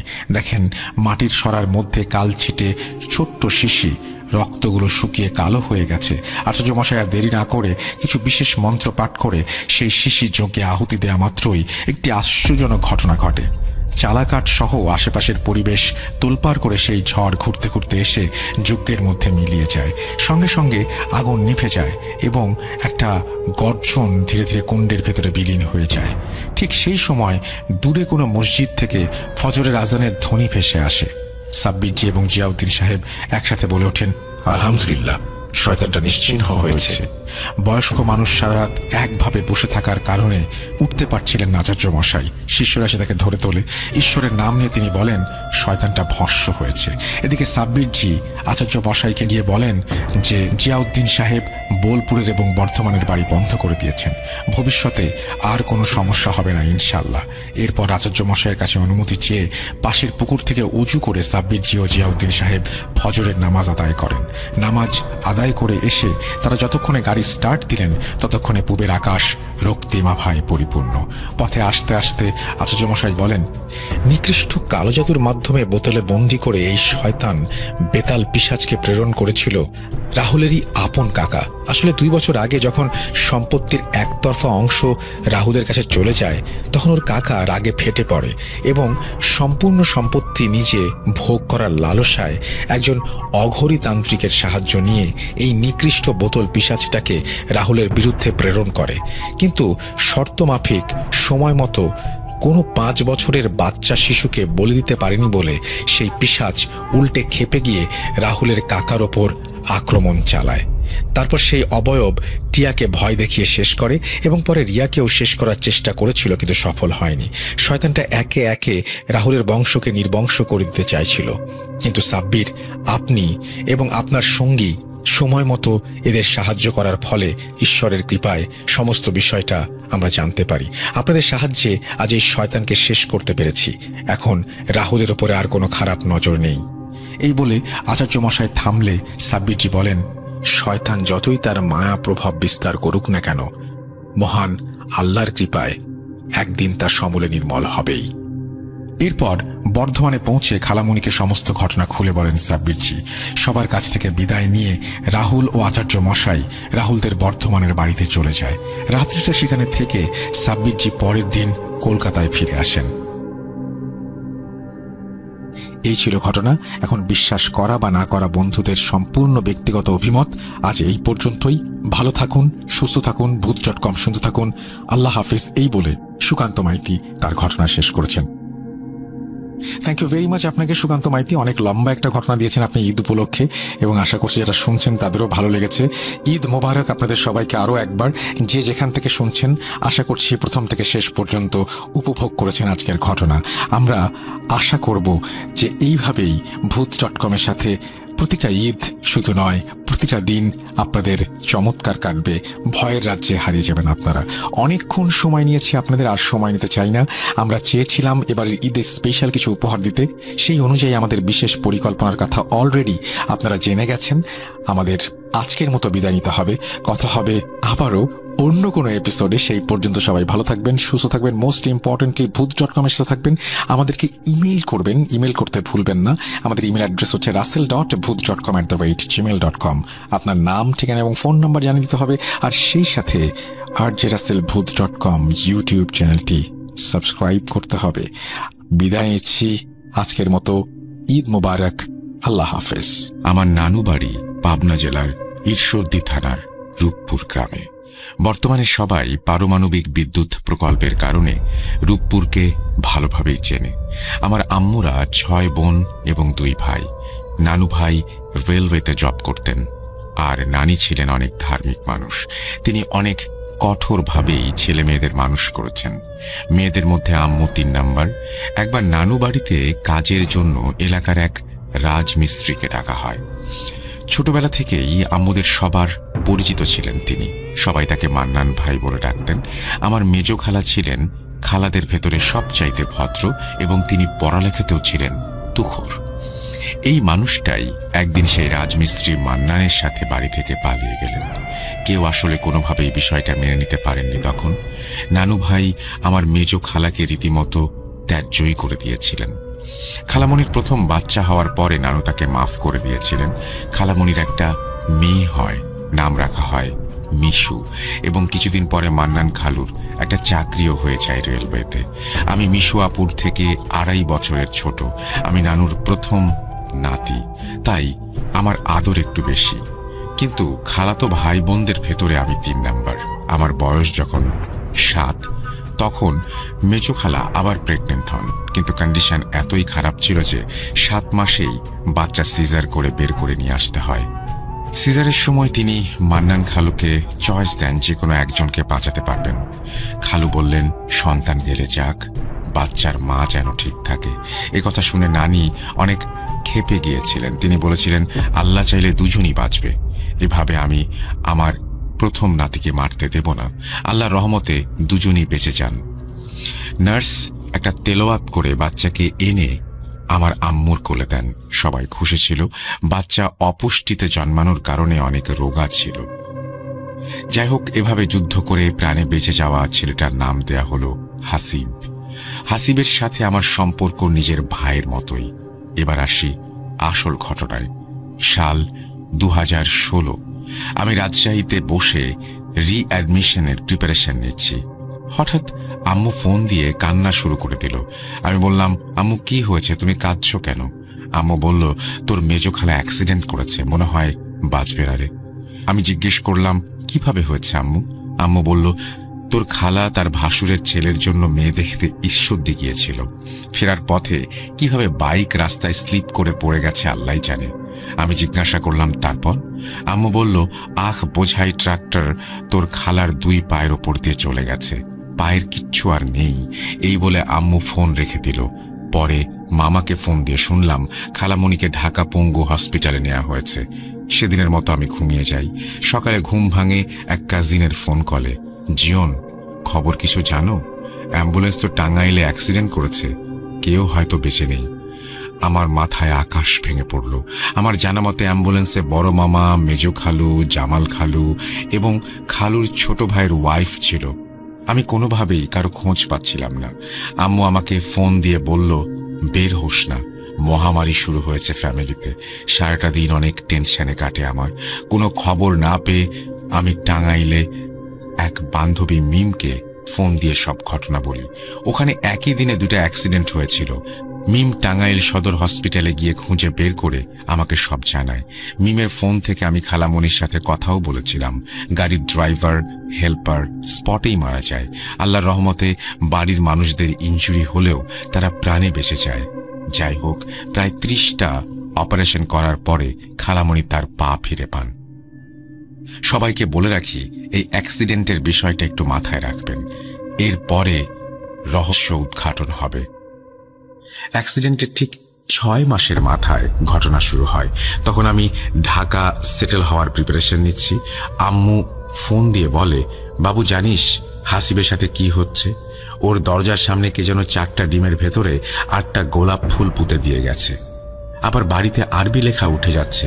হাসিবের খাবারের প্লেট, মগ কোনো কিছুতেই বাদ থাকছে না। এমনকি ও রুটি খেতে গেলেও ওর রুটিতে আরবি লেখা উঠে যাচ্ছে। এগুলো শোনার পরে আমি আম্মুকে বললাম, আম্মু কাউকে বলো এগুলো ছবি তুলে রাখতে, আর আমি ঢাকা যাবার কয়েকদিন পরে যাব হাসিবের সাথে দেখা করতে। আম্মু বলল, তোর আসতে হবে না, এই বলে ফোন রেখে দিল। আমি ঢাকা আসার পর তার কয়েকদিনের মাথায় নানু বাড়ি চলে গেলাম। নানু বাড়ি থেকে মেজো খালার বাড়ি মাত্র 2 থেকে 3 মিনিটের পথ। আমি ব্যাগ রেখেই দৌড় দিলাম খালামণির বাসায়। গিয়ে দেখি দেয়ালে দেয়ালে আরবি লেখা, সাথে ভাঙা ভাঙা হাতে বাংলাও লেখা। এরপরে আমি খালুর থেকে যা শুনলাম, বলছেন মান্নান খালু, হাসিবকে ওরা পড়তে দিচ্ছে না, খেতে দিচ্ছে না। হাতে বই ধরলে হাসিব চিৎকার করে অজ্ঞান হয়ে যাচ্ছে। বাড়ির বাইরে যেতে দেয় না। এক কবিরাজের কাছে নিয়ে গিয়েছিলাম, তার জিনিসে কোনো কাজই হলো না। পরে এক মওলানাকে ডেকে এনে বাড়ি বন্ধ করে নিলাম, আর হাসিব যেন চোখে ওদের না দেখে সেই ব্যবস্থা নিলাম। আমি খালুকে জিজ্ঞেস করলাম, খালু ওরা কারা? জিন। কত জন ওরা? জানি না। এই বলে বাজারে চলে গেল।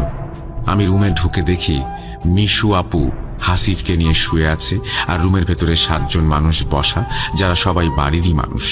বাড়িতে ঢোকার পরে আমি একটা জিনিস খেয়াল করলাম যে রুমগুলোর ভেতরের পরিবেশ অনেক ভারী, কেমন যেন শরীরে শক্তি পাচ্ছি না। তাই আমিও হাসিবের পাশে শুয়ে পড়লাম। কিছুক্ষণ পরে দেখলাম হাসিবের শরীর কেমন যেন শক্ত হয়ে গেল, আর ওকে কে যেন চুল ধরে টেনে তুলে দিচ্ছে। এটা দেখে আমি আর মিশু আপু হাসিবের শরীরে হাত দিতেই হাসিব ও মাগো বলে অজ্ঞান হয়ে যায়। খালুকে ফোন দিতেই খালু আরেক কবিরাজ নিয়ে আসলেন। হাসিবের জ্ঞান ফিরল। কবিরাজ চলে যাবার সাথে সাথেই শুরু হলো আরেক অত্যাচার। হাসিবের বই, খাতা এবং জামা কাপড়ে আগুন ধরা শুরু হয়ে গেল। আমি আর জহির মামা অনেক দৌড়াদৌড়ি করে সেই আগুন কোনোভাবে নেভানোর পরে খালামণিকে বললাম, বাড়িতে এমন কিছু রেখো না যাতে আগুন ধরানো যায়। এসব বলে আমি নানু বাড়ি চলে আসলাম। পরের দিন সকালের ঘটনা, ছোট মামা গেছে হাসিবের খোঁজ নিতে। যাওয়ার পরে মামা দরজার বাইরে দাঁড়িয়ে অনেক ডাকাডাকি করে, কিন্তু কেউ দরজা খোলে না। একসময় মামা খেয়াল করেন যে মেইন গেটে তালা মারা, বাড়িতে কেউ নেই। তাহলে টিউবওয়েল থেকে পানি তুলছে কে? এত মানুষের কথাই বা শোনা যাচ্ছে কিভাবে? আমরা হাটে গেলে বা বাজারে গেলে যেমন অনেক মানুষের একটা শব্দ পাই, ঠিক সেই রকমের শব্দ। মামা দরজার বাইরে দাঁড়িয়ে খালামণিকে ফোন দেয়। খালামণি ফোনের ওপাশ থেকে বলেন, আমি তো হাসিফকে নিয়ে কুষ্টিয়া আসছি এক কবিরাজের কাছে, বাড়িতে কেউ নেই। মামা এসব শুনে তাড়াতাড়ি এখান থেকে চলে আসে। বিকালে আমি খালামণির সাথে দেখা করতে গেলে খালামণি যেটা আমাকে বলেন, কবিরাজ আমাদেরকে সব দেখিয়ে দিয়েছেন।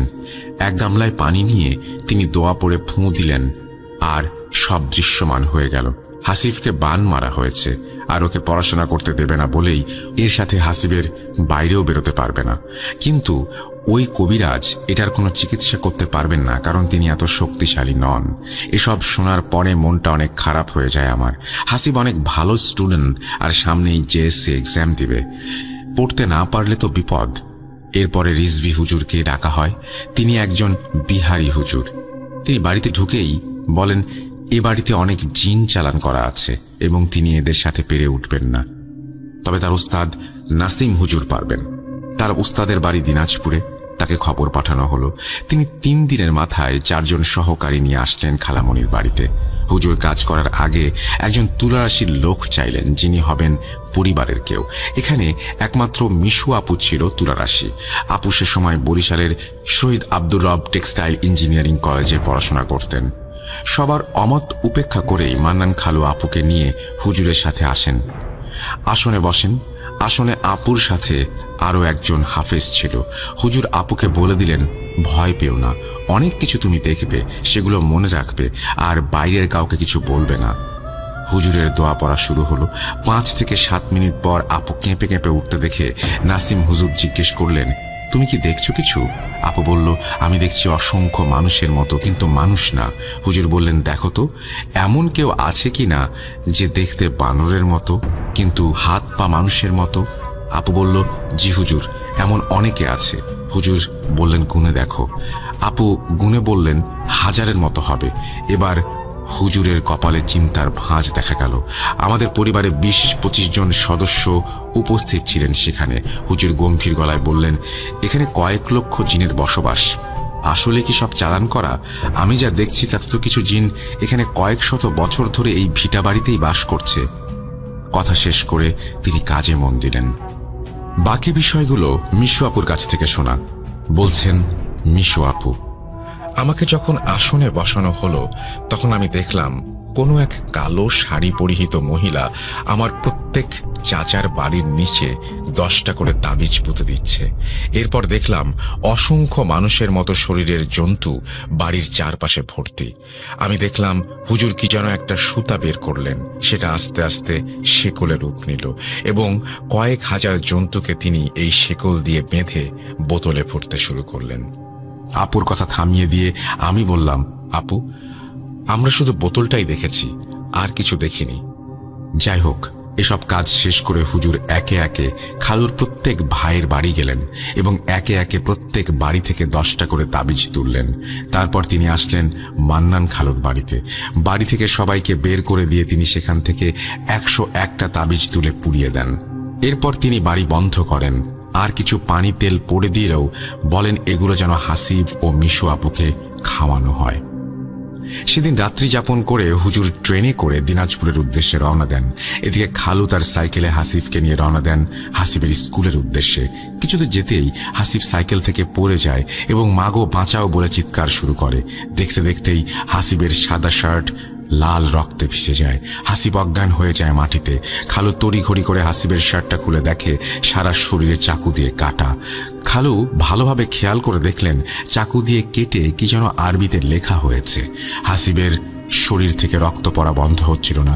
খালু হাসিবকে কোলে তুলে নিয়ে বাড়ির উদ্দেশ্যে রওনা দেন। এভাবে হাসিবকে দেখে মিশু আপু চিৎকার করে কান্না করতে করতে এসে হাসিবকে ধরে। হাসিবকে ধরার সাথে সাথেই মিশু আপু অজ্ঞান হয়ে যান। হাসিবকে খালু ঘাড়ে শুইয়ে আপুকে ঘরে নিয়ে যাওয়ার চেষ্টা করেন, কিন্তু কোনোভাবেই আপুকে ওঠানো যাচ্ছিল না। মনে হচ্ছিল আপুর ওজন 100 গুণ বেড়ে গেছে। 10 জন মানুষ ধরাধরি করেও অনেক কষ্টে আপুকে ঘরে নেওয়া হয়। অনেক সময় কেটে গেলেও মিশু আপু এবং হাসিব কারোরই জ্ঞান ফিরছিল না। খালু নাসিম হুজুরকে সবকিছু ফোন দিয়ে বললেন। নাসিম হুজুর বললেন, আমি ফিরে আসছি। আমাকে কিছুক্ষণ সময় দিন। কয়েক ঘন্টা পরে নাসিম হুজুর ফিরে আসলেন। এসেই প্রথমে তিনি 2 জনের জ্ঞান ফেরালেন। দেখতে দেখতে চোখের সামনেই হাসিবের গায়ের লেখাগুলো ভ্যানিশ হয়ে যায়। আমি প্রমাণস্বরূপ সবকিছু ছবি ও ভিডিও কালেক্ট করে রেখেছি, যেন ভূত FM বা ভূত.com-এ শেয়ার করতে পারি। যাই হোক, এরপর হুজুর খালুকে বললেন, শয়তানটা এবার আপন মেয়ের ওপরেও জিন চালান করে রেখেছে। ওকে আপনি বরিশাল পাঠিয়ে দিন, আর আমি মিশুকে প্রোটেকশন দেওয়ার জন্য 2 জন জিন দিয়ে দিচ্ছি। মিশু যেন ভয় না পায়। পরের দিন আপুকে বরিশাল পাঠিয়ে দেয়া হয়। এদিকে হুজুর এবার যুদ্ধ ঘোষণা করে দিলেন জিনদের বিরুদ্ধে। তিনি হুঙ্কার দিয়েই বললেন, তোরা যাবি নয়তো মরবি। এই বলে তিনি কাজ শুরু করেন। আমরা শুধু তীব্র পোড়া গন্ধ পাচ্ছিলাম আর পোড়া শব্দ পাচ্ছিলাম। এভাবে চলছে ঘন্টার পর ঘন্টা। হুজুর তার কাজ করেই চলেছেন। এক সময় আমার নানু ভাই বলে উঠলেন, হুজুর, আপনার শরীর তো ভালো মনে হচ্ছে না, একটু রেস্ট নেন। হুজুর কোনো উত্তর দিলেন না। একটু পরেই হুজুরের চোখ উল্টে তিনি মাটিতে পড়ে গেলেন। আমরা ধরাধরি করে তাকে বসিয়ে পানি খাওয়ালাম। তার নাক দিয়ে রক্ত আসতে শুরু করলো। আমরা একটু ভয় পেয়ে গেলাম। সবাই বলেন, হুজুর অনেক করেছেন, এখন একটু রেস্ট নিন। এই বলে তারা তাকে একটা ফাঁকা রুমে থাকতে দেন। কিছুক্ষণ পরে আর হুজুরকে পাওয়া যায় না। পরের দিন হুজুরের ফোন আসে খালুর ফোনে। হুজুর বলেন তার জিনেরা তাকে বাঁচিয়ে নিয়ে গেছে এবং তিনি বলেন, আপনার ছেলের চিকিৎসার জন্য নেয়া অর্থ আমি রেখে এসেছি, আমি পারলাম না, মাফ করে দিয়েন। কয়েক মাস পরে নাসিম হুজুর অস্বাভাবিকভাবে মারা যান। এদিকে হাসিবের উপরে চলতে থাকে জিনদের অত্যাচার। খালামণি বাড়িতে সবসময় দেখতেন ছায়ামূর্তিরা ঘুরে বেড়াচ্ছে। এগুলো আর ভয় লাগতো না তার। ছেলে শেষ হয়ে যাচ্ছে দিনে দিনে। কোনো মার ভয় ডর থাকে না এ সময়।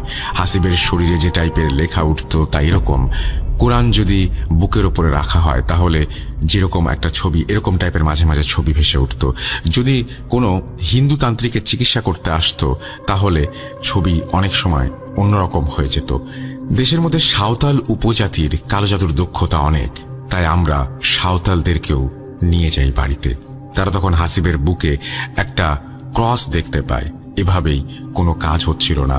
খালু বললেন, সবই তো চেষ্টা করলাম, এবার একজন খ্রিস্টিয়ান কবিরাজকে ডাকি। তিনিও আসলেন, তার কেরামতি দেখালেন।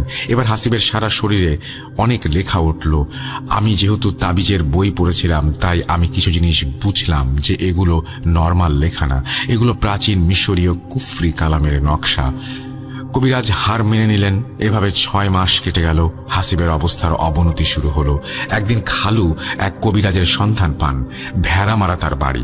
তাকে নিয়ে আসার পরে তিনি বলেন, আপনাদের বাড়ির পেছনের বাগানে কাফনের কাপড় পোতা আছে, এটা এক জায়গা থেকে আরেক জায়গায় মুভ করে।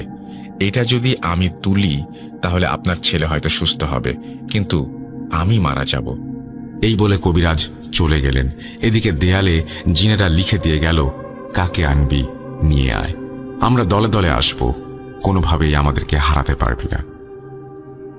14 এপ্রিল 2017 খালু ঢাকার এক মওলানার সন্ধানে আসেন হাসিবকে নিয়ে। মওলানার বাড়িতে যাওয়ার পরে তিনি দেখেন সেখানে স্যুট বুট পরা একজন মধ্যবয়সী ভদ্রলোক বসে আছেন আর বই পড়ছেন। খালু সালাম দিলে তিনি সালামের উত্তর নিয়ে নিজের পরিচয় বলেন তিনি একজন স্বনামধন্য ইউনিভার্সিটির টিচার। খালু জিজ্ঞাসা করেন, আপনি কবিরাজ? ভদ্রলোক উত্তর দেন, আল্লাহ কখন কাকে কি বানিয়ে দেয় কেউ কি বলতে পারে? এরপর তিনি খালুকে রীতিমতো তুই তুকারি করে বলেন, তুই যে বাড়ি করেছিলি তুই জানিস না তোর নানার কবর আছে ওখানে? কবর নষ্ট করে বাড়ি করেছিস কোন সাহসে? এখন 3 পুরুষ পার হয় নাই, তোর নানা অনেক ভালো মানুষ ছিল এবং তার অনেক বন্ধু জিন ছিল যারা তোর নানার কবর জিয়ারত করতে আসতো। তোর বাড়ি করা দেখে তারা অনেক ক্ষুব্ধ হয় এবং তোর বউকে মারার জন্য অ্যাক্সিডেন্টটা ঘটায়। তোর বউ বেঁচে গিয়েছিল বলে টাঙ্গাইলে আবারও অ্যাম্বুলেন্স অ্যাক্সিডেন্ট করে। ভাগ্য এবারও ভালো যে তোরা কেউ মরিসনি। খালুর চোখ কপালে উঠে যায় তার কথা শুনে। এরপর তিনি খালুকে বলেন, শোন মান্নান, তুই যে তাবিজ করে মেয়ে ভাগিয়ে বিয়ে করেছিস এটাও কিন্তু আমি জানি। এখনো সময় আছে, ভালো হয়ে যা, নয়তো তোর ছেলে মরবে। খালু তার কাছে আকুতি করে জিজ্ঞেস করেন, ভাই এখন আমি কি করব? ভদ্রলোক বলেন, বাড়ি ভাঙবি, ভেঙে কবর সাজিয়ে দিবি। কবর খালু তার কথা মতো ভেঙে ফেলার চিন্তা করেন, কিন্তু হাসিফকে যে কালো জাদু করা হয়েছে এটাও তো প্রমাণিত। সবাই কনফিউজড হয়ে যান। লজিক্যালি 2 দিক থেকেই ঠিক, কিন্তু দুদিকের কানেকশন কোনোভাবেই পাওয়া যাচ্ছিল না। আমি এসব নিয়ে ঘাটাঘাটি আগে থেকেই করতাম। আমি অনেক চিন্তা করেও কোনো সুরাহা করতে পারলাম না। ইতোমধ্যে সেই ভেড়ামারা থেকে যে কবিরাজ এসেছিল, সে বাগানের নিচে কাফনের কাপড় আছে যেটা তুলতে পারলে হয়তো হাসিব সুস্থ হবে। সেই কবিরাজ বাড়িতে এসে খালুকে বললেন, আমি কাজ শিখে এসেছি, এবার আমি কাজ করব। তিনি কি যেন পরে ফু দেন মাটিতে, আর চোখের সামনেই কাফনের কাপড়ের একটা পুটলি উঠে আসে। পুটলি খোলার পরে ওর ভেতর থেকে একটা মাটির পুতুল, 25টা সূচ, কয়েকটা রঙের সুতো, হাজারখানেক তাবিজ এবং কিছু কাগজ। আমি সব কিছুর ফটো আর ভিডিও নিয়ে ব্যস্ত ছিলাম। কবিরাজ কাজ করে চলে গেলেন, তাও হাসিব সুস্থ হলো না। খালু এবার চিন্তা করলেন তিনি বাড়ি ভেঙে ফেলবেন এবং বাগানের জায়গায় নতুন করে বাড়ি করবেন। যা ভাবা সেই কাজ। বাড়ি ভাঙলেন খালু। তারপরও হাসিব অসুস্থ। কিভাবে কি করবেন তিনি বুঝতে পারছিলেন না। একদিন এক প্রবীণ হুজুর হাসিবকে দেখতে আসেন। তিনি খালামণিকে কিছু আমল শিখিয়ে দিয়ে যান এবং বলেন এগুলো হাসিব যেন নিয়মিত করে। এভাবেই চলতে থাকে হাসিবের দিন। একদিন হাসিব অজ্ঞান হয়েছিল, খালামণি পাশে বসে কোরআন পড়ছিল। হঠাৎ কেউ একজন অনেক ভারী একটা গলায় খালামণিকে সালাম দেন। বাড়িতে কেউ নেই তখন। খালামণি সালামের উত্তর নিয়ে বললেন, কে? উত্তরে সেই ভারী গলাটি বলল, আমার নাম বলা যাবে না, কিন্তু আমি একজন জিন। আমি হাফেজ। তোর ছেলেকে দেখে আমার অনেক কষ্ট হয়। তোরা ভালো না হলেও তোর ছেলে অনেক ভালো। কথা দিচ্ছি আমি তোর ছেলেকে বাঁচাবো। আমি চিঠি লিখে তোকে যা করতে বলবো তুই তাই করবি। এই বলে চুপ হয়ে যায়। একটু পর হাসিবের জ্ঞান ফিরে আসে। সব আস্তে আস্তে স্বাভাবিক হতে থাকে। আর চিঠিতে খালামণিকে বলে যায়, আমরা রইলাম, হাসিবের ক্ষতি করব না, কিন্তু হাসিবের মতের বিরুদ্ধে যেন কিছু করা না হয়। সাল 2018। আমি ঢাকায়। ফোনে সকল প্রমাণ নিয়ে আমি ভূত এফএমে ঘটনা পাঠানোর প্রস্তুতি নিচ্ছিলাম। একদিন ভার্সিটি যাবার সময় আমার ফোনটা হারিয়ে যায়। খুব মন খারাপ ছিল। মিশু আপুকে ফোন দিয়ে বললাম, আপু তোর কাছে সব ছবি আর ভিডিও আছে, আমাকে একটু মেইল করবি? আপু বলল, ভাই সবকিছু নষ্ট হয়ে গেছে, মেমোরি কার্ডটা কাজ করছে না। আমাদের যার যার কাছে প্রমাণ ছিল সব প্রমাণ একদিনেই নষ্ট হয়ে যায়। গুগল ড্রাইভেও আমি কিছু খুঁজে পাচ্ছিলাম না, সবকিছু ভ্যানিশ। সেবারের মতো আর মেইল করতে পারলাম না। আমি ভাবছিলাম হয়তো এখানেই শেষ, কিন্তু শেষ হলো না। আমি যখন ইমেইল লিখছিলাম তখন বাসায় কেউ ছিল না। বাইরে বৃষ্টি হচ্ছিল। বারান্দায় বসে আমি ইমেল লেখার সময় লক্ষ্য করলাম কিছু একটা আছে আমার পাশে। রুমের ভেতরে তাকাতেই একটু ভয় পেয়ে গেলাম। একটা ছায়ার মতন বাম পাশ থেকে ডান পাশে সরে গেল। বাসায় আমি ব্যতীত আর কেউ নেই তা আমার মনে হচ্ছিল। অজানা এক ভয় আমাকে পেয়ে বসে। সময়টা দুপুর 2:30। এরপর আমি 1 মাস পার হয়ে গেলেও ইমেল যতবার লেখা শুরু করি ঠিক ততবারই ওই ছায়া আমাকে আমার আশেপাশে থাকে। আমি ঘুরতে দেখি। কেমন যেন অনীহা চলে আসে লেখার ওপর। একবার ভেবেছি ভয়েস রেকর্ড করে পাঠাই, কিন্তু রাসেল ভাইয়ের কণ্ঠে স্টোরি শোনার একটা আলাদা তৃপ্তি। লেখার সময় আমি অনেক স্কিপ করেছিলাম ইচ্ছা করেই। ভেবেছিলাম স্টোরিকে 2টি ইমেইলে ভাগ করব, কিন্তু এখনকার পরিস্থিতি দেখে মনে হচ্ছে কিছু একটা ইমেল লিখে পাঠাতে পারলে ভালো হতো। আবারও শুরু করছি। একবার এক কবিরাজ এলেন বাড়িতে। এসে বললেন আমি কাজ করতে পারবো, কিন্তু হাসিফকে নদী পার করে যত দূরে পারবেন নিয়ে চলে যাবেন। খালামণি আর খালু 7-5 না ভেবেই হাসিফকে নিয়ে নীলফামারী হাসিবের এক চাচার বাসায় গেলেন এবং হাসিবের সাথে খালামণিকে রেখে আসলেন। নীলফামারী 7 দিন থাকার পর কবিরাজ বললেন ওখান থেকে হাসিবকে অন্য কোথাও নিয়ে যেতে। হাসিবের খোঁজ নাকি জিনেরা পেয়ে গেছে। সে সময় আব্বুর পোস্টিং ছিল নওগাঁ জেলার বাদলগাছিতে।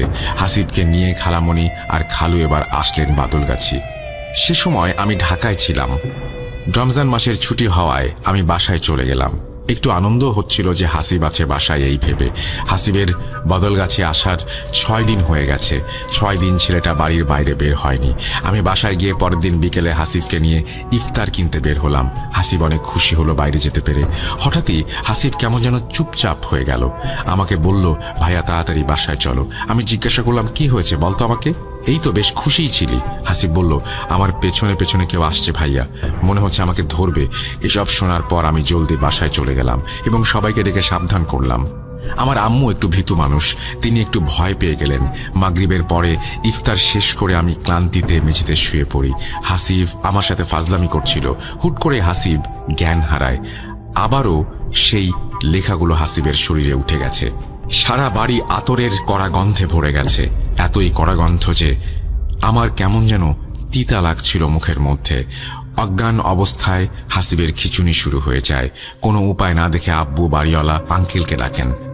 বাড়িওয়ালা আঙ্কেল সহ যারা বাসায় থাকে সবাই আমাদের ফ্ল্যাটে চলে আসে। তারা এসব দেখে হকচকিয়ে যায়। এগুলোও কি সম্ভব? স্পষ্ট গায়ে লেখা দেখা যাচ্ছিল, সদ্য কেউ ছুরি দিয়ে কেটে যেন নকশা করে দিয়ে গেছে। পাশের মসজিদ থেকে ইমাম সাহেবকে ডাকা হলো। তিনি বাসায় আসলেন। এসে তিনি হাসিবের রুমের দরজার কাছে এসে থেমে গেলেন। এরপর মাথা নিচু করে বললেন, মাফ করেন, আমার দ্বারা সম্ভব না, এই বলে চলে গেলেন। এদিকে হাসিবের কোনো জ্ঞান নেই। প্রায় 1 ঘন্টা মুখ দিয়ে ফেনা বের হচ্ছে হাসিবের। কিছু না পেয়ে আমি সালাম হুজুরকে ফোন দেই। সালাম হুজুর হলো তিনি যিনি আমাকে তাবিজ দিয়েছিলেন আমার সমস্যা দূর করতে। উনি সবকিছু শুনে পরে বললেন, রুমের সব লাইট অফ করো, তারপর জানালার পর্দাগুলো নামিয়ে দিয়ে সবাই রুমের বাইরে চলে যাও। আর হ্যাঁ, বিছানা নিচে 1 গ্লাস পানি রেখে দাও। আমি ফোন না দেওয়া অবধি কেউ রুমে ঢুকবে না। এই বলে হুজুর ফোন রেখে দিলেন। আমরা সবাই হুজুরের কথা মতো কাজগুলো করে রুম থেকে বেরিয়ে আসলাম।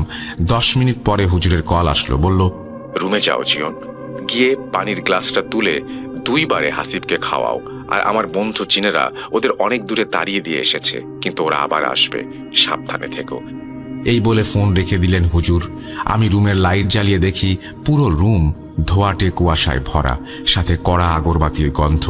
বিছানা থেকে হাসিব আমাকে ডাকছে, ভাইয়া, জীবন ভাইয়া, আমি পানি খাবো, আমাকে পানি দাও। আমি হুজুরের দেয়া পানিটুকু হাসিবকে 2 বারে খাইয়ে দেই। সেদিন রাতে আরও 2 বার হাসিব এমন হয়েছিল। আরও অনেক কিছু আছে যেগুলো বলতে গেলে ইমেল অনেক বড় হয়ে যাবে। সাল 2020। এই কয়েক বছরে মিশু আপুর বিয়ে হয়েছে, অনেক কিছুর পরিবর্তন হয়েছে। খালু পুরাতন বাড়ি ভেঙে নতুন বাড়ি করেছেন পাশেই। একদিনের ঘটনা, আমি বাসার ছাদে উঠে দেখি আমার কাজিন মিম আর আমার বোন ইরানা কোনো একটা বিষয় নিয়ে অনেক হাসাহাসি করছে। জিজ্ঞাসা করতেই প্রথমে বলতে না চাইলেও মিম আমাকে বলল, ভাইয়া, হাসিব তো আমার বান্ধবীর প্রেমে পড়েছে। ওই যে আমার বেস্ট ফ্রেন্ড, কুষ্টিয়ায় বাসা, ফেসবুকে আলাপ হয়েছে হয়তো, তারপর প্রেম। আমি জানি মেয়েটা ভালো না। এসব যদি কেউ জানতে পারে হাসিবকে সবাই প্রচুর বকাবকি করবে। এগুলো চিন্তা করে একটু টেনশন হচ্ছিল। পরের দিন নানু বাড়ি যাবার কথা আমার, তাই ভাবলাম গিয়েই আগে হাসিবকে জিজ্ঞেস করব এই ব্যাপারটা। পরদিন সকাল 6টায় মেজো খালামণির ফোন কলে আমার ঘুম ভাঙে। খালামণি আমাকে বলেন, জিয়ন, তুমি যা জেনেছ আর কাউকে তা বলো না। তোমার নামে একটা চিঠি এসেছে, তাড়াতাড়ি আমার বাসায় এসো। বিকেলে আমি নানু বাড়ি গিয়ে দেখি মেজো খালা আমার জন্য বসে আছে। আমাকে দেখতেই আমার হাত ধরে আমাকে মাঠের মধ্যে নিয়ে গিয়ে একটা চিঠি দেন আমার হাতে। একটা সিলগালা করা চিঠি। এটা শুধু নাকি আমিই পড়তে পারবো। চিঠিটার সারাংশটা ছিল ঠিক এমন, আমি হাসিবকে খারাপ পথে যেতে দেব না। হাসিব যে মেয়ের পাল্লায় পড়েছে সে একটা শয়তান মেয়ে। হাসিবের সব শেষ করে দেবে। জিয়ন, তুই হাসিবকে বুঝাবি, ও কারো কথা না শুনলেও তোর কথা শুনবে, তোকে পারতেই হবে। চিঠিটা খালামণিকে ফেরত দিয়ে আমি বললাম, হাসিব কোথায়? খালামণি বলল, খেলতে গেছে। আমি বললাম, আসলে বলবেন আমি নানু বাড়ি এসেছি, ও যেন অবশ্যই আমার সাথে দেখা করে। মাগরিবের পরে আমি হাসিবের সাথে বাজারে গেলাম চা খেতে। তখন একটু লজ্জা নিয়েই হাসিবকে বললাম, হাসিব, তুই প্রেম করছিস? মেয়েটা ভালো না, বিপদে পড়ার আগে সরে আয় হাসিব। হাসিব আমার দিকে অবাকভাবে তাকিয়ে বলল, তুমি কিভাবে জানলে? আমি যেভাবে জানলাম সেটা তোর জানতে হবে না, শুধু এইটুকু মাথায় রাখ, তোর সামনে বিপদ আছে, সরে আয় ওসব থেকে। সেদিন রাতে আমি হাসিবের সাথেই ছিলাম। এরই মধ্যে করোনা শুরু হয়ে গেল দেশে। লকডাউনে আটকে গেলাম নানু বাড়ি। কয়েকদিন পরে মেজো খালা আমাকে ডেকে বলল, হাসিব স্বপ্নে কি দেখেছে জিজ্ঞেস করো, তোমার নামে আবারও চিঠি এসেছে, শুধু তোমাকেই জানতে হবে, আর কেউ জানবে না। আমি হাসিবকে নিয়ে মাঠের মধ্যে দাঁড়িয়ে বললাম, হাসিব, তোর স্বপ্নের কথা আমাকে বল, আমাকে জানতে হবে। বলছে হাসিব। আমি ঘুমানোর একটু পরেই রুমের পরিবেশটা অনেক ঠান্ডা হয়ে যায়। আমি অনুভব করছিলাম। তারপর কিছু জিনিস আমি দেখি। একজন হুজুরের মতো লম্বা মানুষ আমাকে বলছে, হাসিব, আমি চাই না তুমি খারাপ কিছু করো। তোমাকে আমি আলেম বানাতে চাই, তোমাকে দিয়ে খারাপ কাজ করাতে চাই জিনেরা। একবার ওদের ফাঁদে পা দিলে আবারও অনেক কষ্ট সহ্য করতে হবে তোমায়। তুমি পুরাতন বাড়িতে জিয়নকে নিয়ে যাও, তাহলে সব বুঝে যাবে। হাসিবের কথা শুনে আমি একটু চিন্তায় পড়ে যাই। এইভাবে আমি জড়িয়ে যাব ভাবিনি কখনো। আমি আর হাসিব ওদের পুরাতন বাড়িতে গেলাম। ভাঙা দেয়ালে অনেক আরবি লেখা উঠে গেছে। ভাঙা ভাঙা বাংলায় একটা লেখা দেখে আমি চমকে উঠলাম। ওখানে লেখা, আমরা আসছি, তোরা তৈরি থাক। আমি হাসিবকে বললাম, বুঝেছিস এবার, নাকি সব বুঝিয়ে বলতে হবে তোকে? হাসিব মাথা নিচু করে বলল, ভাইয়া আমি বুঝতে পেরেছি।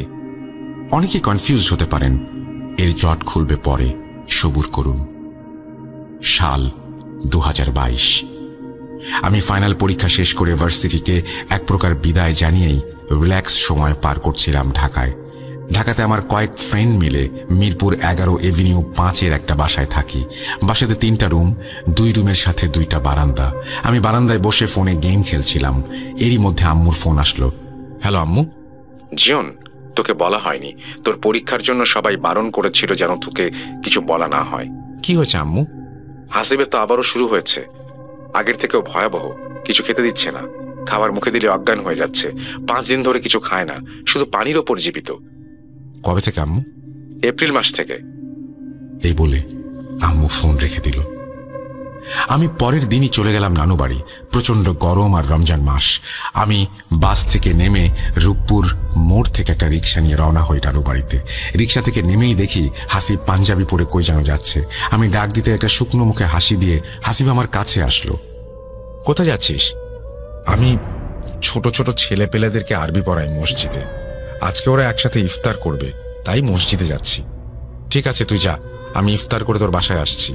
এই বলে দুইজন দুই দিকে হাঁটা দিলাম। মাগরিবের পরে হাসিবের সাথে কথা বলতে ওর বাসায় গেলাম। খালামণি আমাকে দেখে একটা চিঠি বের করে দিল। এবার প্রমাণ রাখার উদ্দেশ্যে ছবি তুলে রাখলাম। আমি হাসিবের রুমে ঢুকে একটু অস্বস্তি বোধ করছিলাম। কেমন যেন গুমোট হয়ে আছে, একেবারে সাইলেন্ট চারিদিকে। হাসিব যেন বিছানার সাথে মিশে গেছে। আমি ওকে খাওয়ানোর চেষ্টা করছিলাম।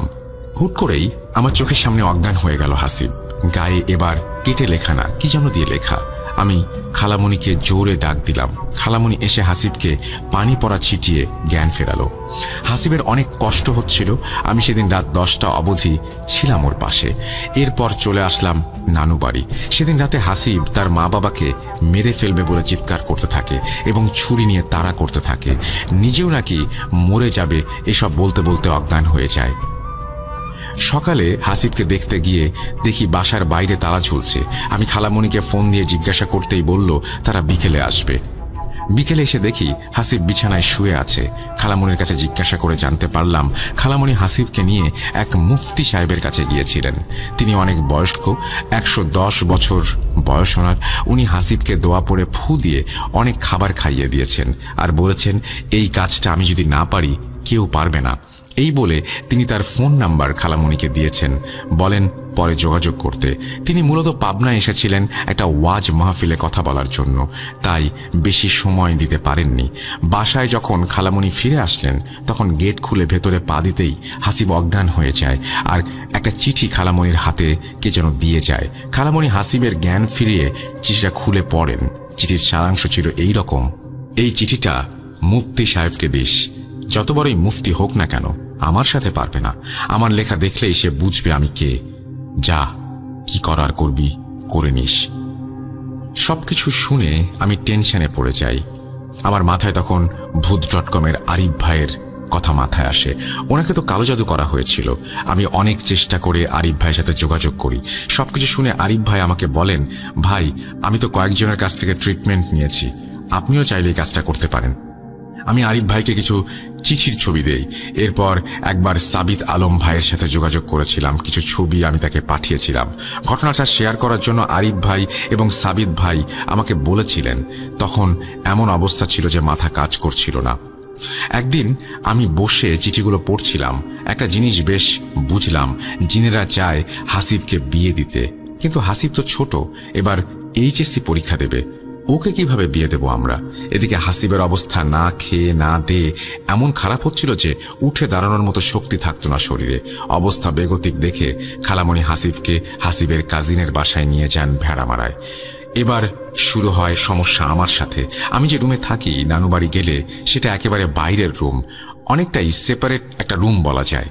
বড় মামার বেডরুম পার হলেই অনেক লম্বা জায়গা জুড়ে ডাইনিং স্পেস, সাথে একটা বড় ড্রয়িং রুম, তার পাশেই ওই রুমটায় আমি থাকি। একদিন রাতে শুয়ে আছি আমি, রাত 12টা, সেহরি করতে ওঠার আগে আমার ঘুমটা ভেঙে যায়। প্রচণ্ড গরমে আমি শরীর গা একেবারে ভিজে গিয়েছে ঘামে। সিলিংয়ে তাকিয়ে দেখি ফ্যান অফ, কিন্তু ডিম লাইট জ্বলছে। আমার স্পষ্ট মনে আছে আমি ফ্যান অন করে ঘুমিয়েছি। ভাবলাম কোনো কাজিন হয়তো মজা করে ফ্যান অফ করে দিয়েছে। দরজাও লক করি নাই, ঘুমিয়ে গেলে সেহরির জন্য ডাকলে যদি শুনতে না পাই সেজন্য। আমি উঠে গিয়ে ফ্যান আবারও সুইচ অন করে দিলাম। শুয়ে আছি ফ্যানের দিকে তাকিয়ে। কিছুক্ষণ পর দেখি ডিম লাইটের আলোটা কাঁপছে, আর দেখতে দেখতেই ফ্যানটা অফ হয়ে গেল। আমি তো তাকিয়েই আছি, রুমে কেউ ঢোকেনি। তাহলে আমি ভয় পেয়ে গেলাম। এরপর লাইট জ্বালিয়ে বসে রইলাম সেহরির আগ পর্যন্ত। এই ঘটনা আমি কাউকে বলিনি, বললে সবাই টেনশন করবে। পরের দিন রাতে আবারও শুয়ে আছি, হঠাৎ দরজায় দুটা টোকা, আঙুল বাঁকা করে টোকা দিলে যেমন হয় তেমন। আমি উঠে গিয়ে ডাইনিং স্পেস দিয়ে সব চেক করে আবারও আসলাম, দেখলাম কেউ নেই। মামা তো রুম লক করে ঘুমায়, ওপাশ থেকে তো কেউ আসবে না। আমি আবারও গিয়ে শুলাম বিছানায়। কিছুক্ষণ পর আবারও দরজায় দুইটা নক। এরপর মনে হলো 2-3 জন একসাথে নক করছে। আমি অনেক ভয় পেয়ে যাই। এবার আমি আম্মুকে ফোন দিই এবং এই রুমে আসতে বলি। আম্মু এসে জিজ্ঞাসা করলে আমি বলি কিছু হয় নাই। আম্মু আমাকে আর এই রুমে থাকতে দিল না, আমাকে সাথে করে নিয়ে চলে গেল অন্য রুমে। আম্মু আর আমি এক বিছানাতেই থাকলাম সে রাতে। পরের দিন আম্মুকে বললাম যে আমার সাথে কি কি হয়েছে। আম্মু আমাকে বললেন হাসিবের বিষয় নিয়ে কম ঘাটাঘাটি করতে। আরেকদিনের ঘটনা বলি। প্রচণ্ড গরমে লোডশেডিং হচ্ছে। আমার ফ্রেন্ড সাইমা আমাকে ফোন দিয়ে হাসিবের অবস্থা জানতে চাচ্ছিল। আমি কথা বলতে বলতে বাসার ছাদে চলে গেছি। কথা বলতে বলতে একসময় আমি খেয়াল করি ছাদের একদম কোনায় কিছু একটা দাঁড়ানো। আমি ডাক দিলাম, কে ওখানে? উত্তর আসলো, ভাইয়া আমি কে, সামনে আয় তো। কাছে আসতেই আমি তার চেহারা দেখে অজ্ঞান হয়ে যাওয়ার মতো অবস্থা।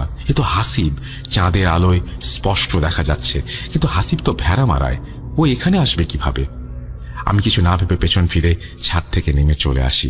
ছাদের দরজা লক করে সিঁড়িতে বসে পড়ি আর ভাবতে থাকি আমার সাথে কি শুরু হলো। এমন আরও অনেক ঘটনা ফ্যামিলির অনেকের সাথে ঘটতে থাকে। এর ঠিক 2 দিন পরে হাসিবকে বাসায় নিয়ে আসা হয়। কয়েকদিনে হাসিব একটু সুস্থ হয়েছে। দিনটা ছিল শুক্রবার রাত। হঠাৎ খালু আর খালামণি হাসিবকে নিয়ে নানু বাড়ি আসলো। আমি জিজ্ঞাসা করলাম কি হয়েছে। হাসিব বলল কোনো একজন কবিরাজের সন্ধান পেয়েছেন তারা, টঙ্গীতে নিয়ে যাবে।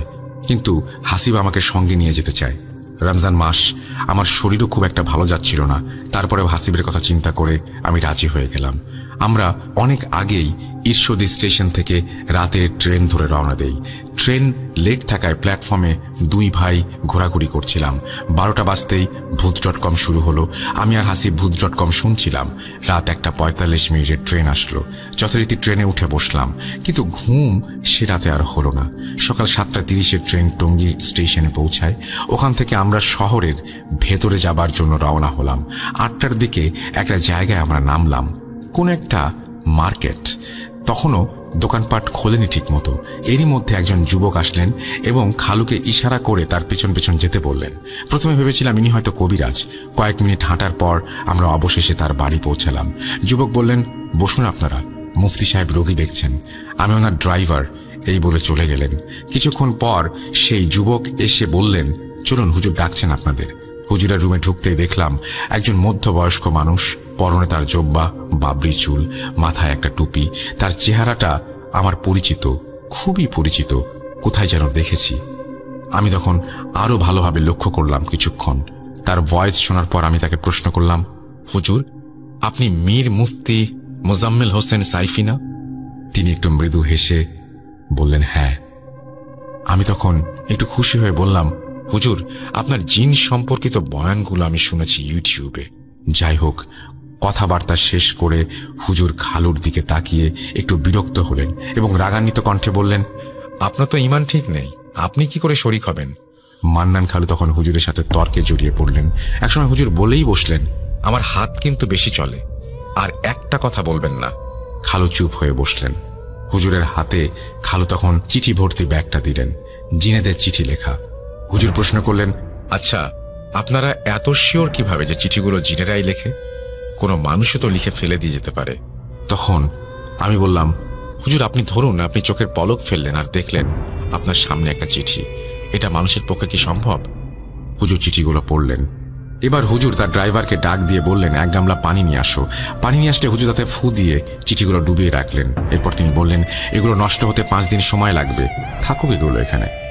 এরপর তিনি হাসিবকে আসনে বসালেন এবং হাসিবের 2 হাতের মধ্যে লবণ দিয়ে বললেন, তুমি এই লবণগুলো মুঠো করে ধরে রাখবা।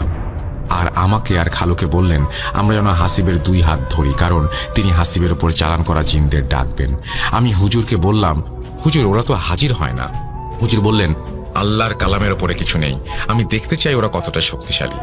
হুজুর হাসিবকে বললেন, হাসিব চোখ বন্ধ করো, আর কিছু দেখলে ভয় পেও না। এই বলে হুজুর রুকায়া শুরু করলেন। রুকায়ার শব্দে যেন ঘর কেঁপে কেঁপে উঠছিল, ভয়ানক শব্দ শোনাচ্ছিল সেই রুকিয়া। 45 মিনিট রুকায়া করার পর হাসিবের শরীর কেঁপে কেঁপে উঠছিল, 2 হাত ছুটে যাচ্ছিল। হুজুর আমাকে ইশারায় জিজ্ঞেস করলেন হাসিবের হাত ছুটে যাচ্ছে কিনা। আমি ইশারায় উত্তর দিলাম, জি হুজুর। এবার হাসিবের হাত ছেড়ে দিলাম আমরা। হুজুর হাসিবকে বললেন, হাসিব তুমি চোখে কি দেখছো? হাসিব বলল, ও চোখে কিছুই দেখেনি, কিন্তু ওর চোখে রক্তের ফোঁটা পড়ছে এবং কালো অবয়ব নাই, ডান দিক থেকে বাম দিকে, বাম দিক থেকে ডান দিকে ছুটাছুটি করছে। এটা সেই কালো জাদু যেটা আমাদের নবীজিকে করা হয়েছিল। এই জিন হাসিবের বুকের মাঝখানে গিট মারা আছে, এমনভাবে জিনটিকে গিট মারা আছে যে হাসিবের মৃত্যু না হওয়া অবধি সে শরীর থেকে বেরোবে না।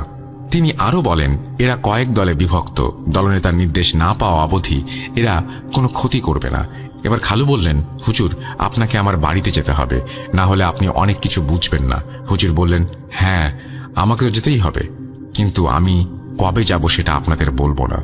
হুজুর দেশের প্রায় সব জায়গাতেই ওয়াজ মাহফিল করেন, তাই প্রায় সকল এলাকায় তার পরিচিত। হুজুর বললেন তার কাছে আসার খবরটা যেন কারোর সাথে শেয়ার না করা হয়, তার সাথে ফোনে কথা বললেও যেন বাড়ি থেকে অনেক দূরে গিয়ে কথা বলা হয়। এই বলে হুজুর একটু পাশের রুমে গেলেন। আমি হুজুরের পেছন পেছন গিয়ে হুজুরকে বললাম, হুজুর আপনাকে আমার কিছু বলার আছে। হুজুর বসতে বললেন আমাকে। তারপর আমি বলা শুরু করলাম। আমার ছোট খালু ছোটবেলা থেকেই কুফরি কালাম আর কালো জাদুতে অনেক বিলিভ করেন। তিনি একসময় কালো জাদু করে এমন একজন মানুষের শাগরেদ ছিলেন। তিনি হাসিবের চিকিৎসা করার আশায় অনেক কালো জাদুকরের সাহায্য নিয়েছেন। হাসিব তো সুস্থ হয়ই নাই, উল্টো জিনটা শক্তিশালী হয়ে গেছে দিনে দিনে। আমার ভাইটাকে বাঁচান হুজুর, হাসিব ওর বাবার মতো না, ও অনেক ভালো। হুজুর এবার ভ্রু কুঁচকে আমাকে বললেন, আমি তাহলে কোন ভরসায় তোমার খালার বাসায় যাব? আমি যা বলবো তা যদি ওরা না মানে তাহলে তো কাজ হবে না, তখন মানুষ বলবে আমি ভণ্ড। আমার একটা সম্মান আছে এই সমাজে। হুজুর আপনি খালামণির বাসায় যাওয়া অবধি আমি থাকবো, ভরসা দিচ্ছি, তাও আপনি না করবেন না। এরপর হুজুরকে হাদিয়া দিয়ে আমরা বিদায় নিয়ে আসলাম সেখান থেকে। এর মধ্যে কিছু চিঠি খালামণির হাতে আসে। সারাংশ এই ছিল, আমরা হার মানব না কিছুতেই। বুধবার সকালে হুজুর আসলেন, সঙ্গে করে 2জন ছাত্র নিয়ে আসছেন তিনি। হুজুর আগেই বলে রেখেছিলেন যেন 40 দিনের পানি খাবারের ব্যবস্থা করে রাখি। ওই পানি হুজুর 1000 আয়াত পড়ে ফু দিয়ে যাবেন এবং ওই পানি হাসিবের সব কাজে ব্যবহার করতে হবে, অন্য কোনো পানি ধরা নিষেধ। বাসায় ঢুকে হুজুর বললেন, মহিলা মানুষদের আপাতত বাড়ির বাইরে যেতে বলুন, আমি থাকা অবস্থায় কোনো মহিলা যেন না ঢোকে বাড়িতে। শুধুমাত্র আমাকে আর খালুকে থাকতে বললেন হাসিবের সাথে। সবাই চলে গেল। আমাদের বললেন আমার সাথে দোয়া পড়েন সবাই। তিনি জোরে জোরে দোয়া পড়ছিলেন এবং তার বাংলা অর্থও বলে দিচ্ছিলেন। আমরা তাকে অনুসরণ করছিলাম। তিনি ঘুরে ঘুরে বাড়ির সকল দরজায় দোয়া পড়ে ফু দিলেন। দোয়া পড়তে পড়তে খেয়াল করলেন ওয়ার্ড্রপের গায়ে আরবি লেখা উঠে গেছে। তিনি লেখাটা পড়ে বললেন, এটা মোহাব্বত জিন, এ আপনার ছেলেকে অনেক ভালোবাসে। এরপর হুজুর হাসিবকে একটা রুমে বসালেন এবং খালুকে জিজ্ঞেস করলেন, আপনার বাড়িতে তো জিনের বসবাস কিভাবে? এতগুলো জিন কেউ চালান করেনি। চালান করা জিনও আছে, কিন্তু এখানে তো অনেক রকমের জিন আছে। কেউ আপনাদের দ্বারা আঘাতপ্রাপ্ত, কারো আবার অনেক রাগ আপনাদের উপরে, কেউ আপনার ছেলেকে এদের হাত থেকে বাঁচানোর চেষ্টা করছে। বিষয়গুলো অনেক কমপ্লিকেটেড। আচ্ছা, আপনাদের দ্বারা কি কোনো কালো সাপ মারা হয়েছিল? একটু মনে করে বলুন তো। খালু এবার বললেন, প্রায় 5-7 বছর আগে রোজার ঈদের দিনে একটা কালো সাপ উঠেছিল খালুর গায়ে।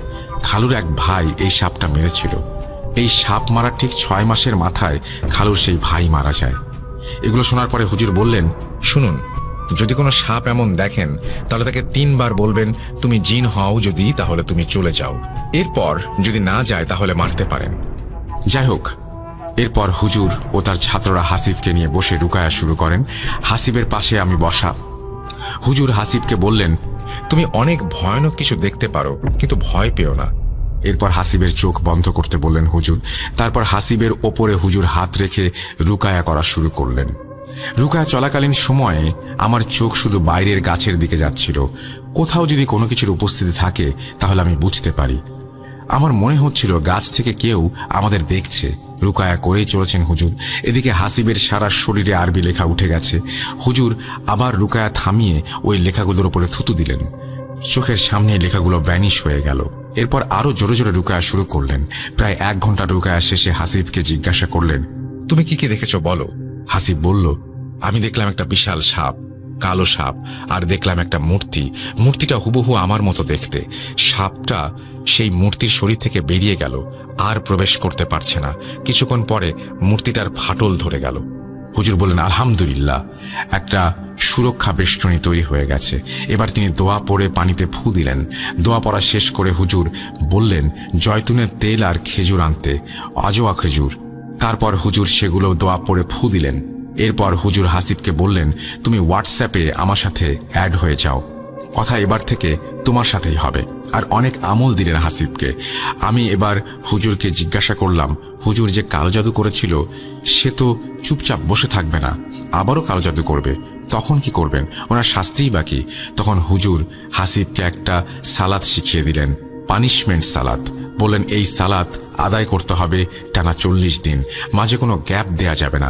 যদি এই সালাত ঠিকভাবে আদায় করা হয় তাহলে চালনা করা জিনগুলো আছে যারা, তারা ফেরত না যায়, তাহলে তারা সবাই পুড়ে ছাই হয়ে যাবে, আর কালো জাদু যে করেছিল সে ধীরে ধীরে শেষ হয়ে যাবে। এবার হুজুর বিদায় নিলেন আর বললেন আমার সাথে যেন হাসিব যোগাযোগ করে। যাবার সময় আমাকে বলে গেলেন আমি যেন হাসিবকে গাইড করি এই সমস্ত বিষয়গুলোতে, কাজগুলো ঠিকভাবে করেছেন কিনা তা লক্ষ্য রাখি যেন। হুজুর বিদায় নিলেন। পরের দিন আমি চাটমোহর চলে যাব ঈদ করতে, তাই আমি খালামণিকে বললাম যেন একটু খেয়াল রাখে। পরদিন সকালে আমি হাসিবের সাথে দেখা করতে যাই। ওর রুমে ঢুকেই পোড়া গন্ধ পাচ্ছিলাম। হাসিবকে বললাম, কিরে নামাজ শুরু করেছিস? হাসিব উত্তরে বলল, জি ভাইয়া। আমি বললাম, ভাই থাক, আমি চলে যাচ্ছি, সাবধানে থাকিস। এই বলে আমি বিদায় নিলাম। কি ভাবছেন ঘটনা শেষ? না, ঘটনা আরও আছে, তবে আজকে আর না, অন্য কোনো ইমেইলে আবারও শেষ করব। আমি গুছিয়ে লিখতে পারি না। আমি অনেক খারাপ অভিজ্ঞতার শিকার হয়েছি এই ইমেল লেখার সময়। সবাই হাসিবের জন্য দোয়া করবেন। আমি রাসেল ভাইয়ের জন্য প্রমাণ হিসেবে একটা গুগল ড্রাইভ লিঙ্ক দিচ্ছি, ওখানে সকল প্রমাণ পেয়ে যাবেন। খালার বক্তব্য, হুজুরের রোকেয়ার কিছু অংশ সব চুরি করে আমি রেকর্ড করেছিলাম, তবে রিকোয়েস্ট থাকবে প্রমাণগুলো যেন পাবলিক করা না হয়। আমাকে যদি স্টুডিওতে ইনভাইট করা হয় তাহলে আমি অবশ্যই স্টুডিওতে গিয়ে ঘটনা শেয়ার করতে পারবো। আর যদি রাসেল ভাইয়ের সাথে দেখা করার ইচ্ছা আমার অনেক দিনের, লেখার মাঝে কোনো ভুল ত্রুটি হলে ক্ষমা সুন্দর দৃষ্টিতে দেখবেন। সকলে ভালো থাকবেন। আল্লাহ হাফেজ। Zubayer Mahmud Jiyon, Mirpur 11 avenue 5। Phone number share করেছেন, তারপরে তিনি তার ফেসবুক শেয়ার করেছেন, ফেসবুক আইডি।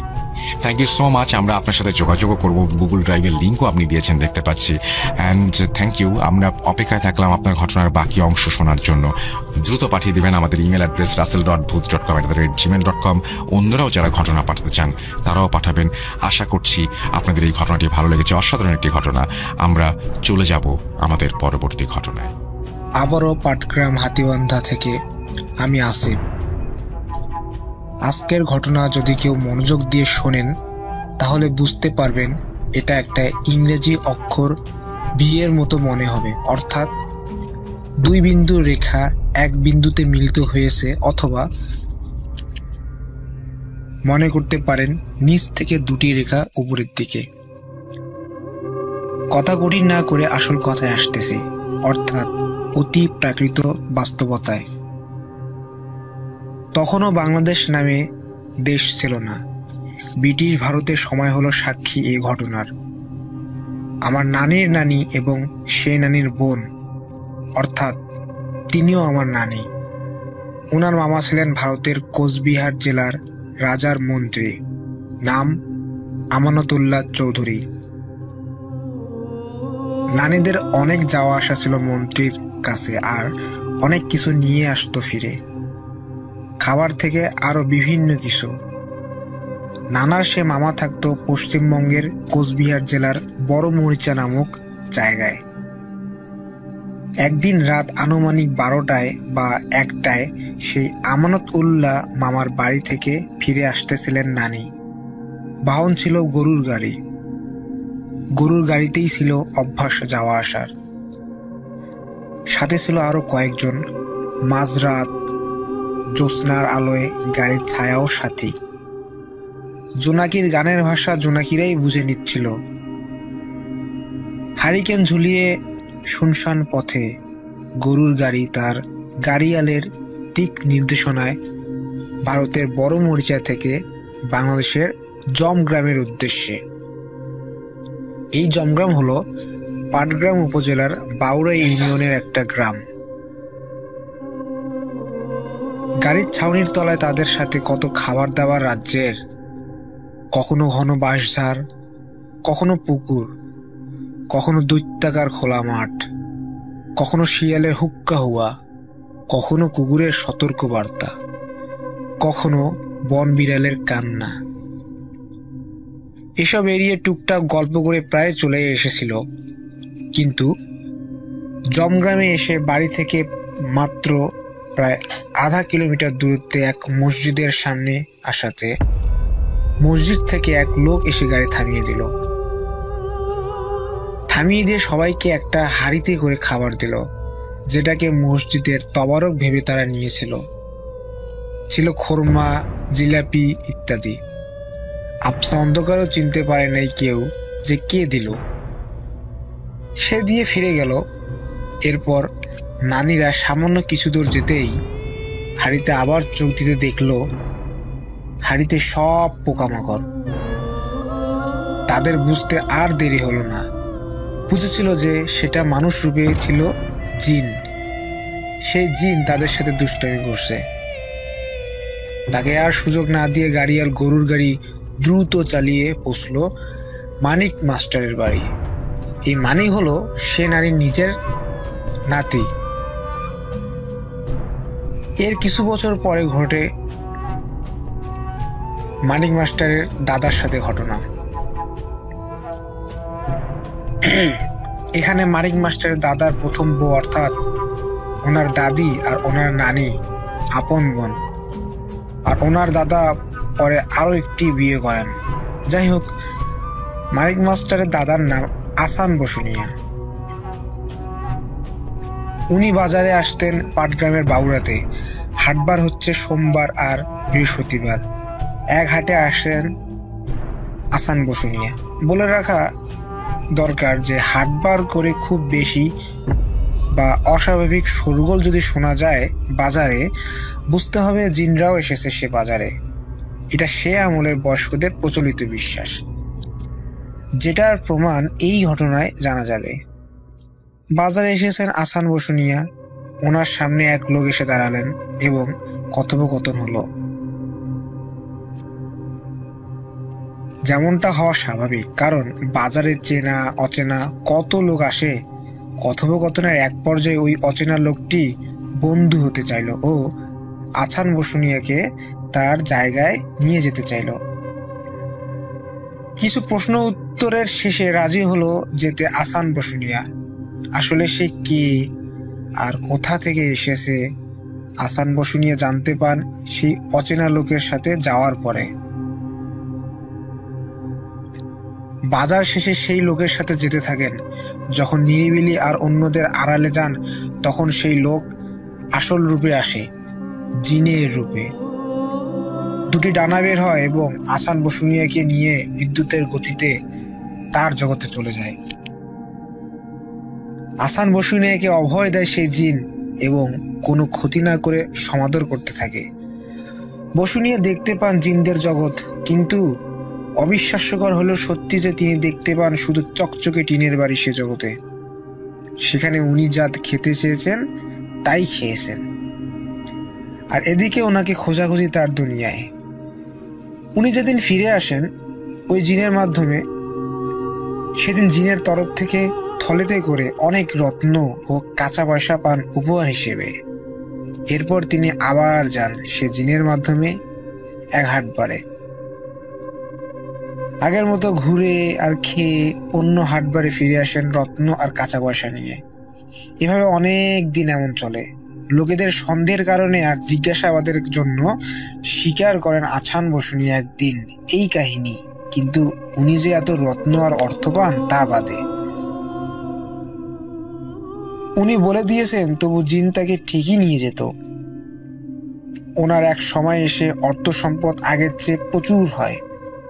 এর মাঝে সেই জিন জগতের আরো এক জিন, তবে বাচ্চা, আসে বসুনিয়ার বাড়িতে। কেউ বুঝে নাই যে সে জিন, শুধুমাত্র বসুনিয়ার বাড়ির মানুষজন ছাড়া। সেখান থেকে বিদ্যালয়ে ভর্তি হয়ে পড়াশোনা করতে করতে আর আরবি শিখতে শিখতে অনেক বড় হয়। বসুনিয়ার বন্ধু জিনটাও আসে, কিন্তু একে অপরের জিন পরিচিতি জানতে দেয় না বাইরের মানুষের কাছে। যদি বাইরের কেউ আসতেছে বুঝতে পারে সেই জিন, অর্থাৎ সেই বন্ধু জিন, তাহলে গায়েব হয়ে যেত, সে গায়েব হয়ে চলে যেত। অন্য জিনটা লেখাপড়া শিখতে থাকেন ওখান থেকে খেয়ে আর ঘুমিয়ে। মানুষ জানতো সেও মানুষ। পাড়া প্রতিবেশীদের সাথে পরিচিত হওয়ার জন্য তাদের বাড়িতে যেত। একদিন একজনের বাড়িতে যে এক মহিলা বা মেয়েকে বেপরদা হয়ে গোসল করতে দেখে ফেলেছে।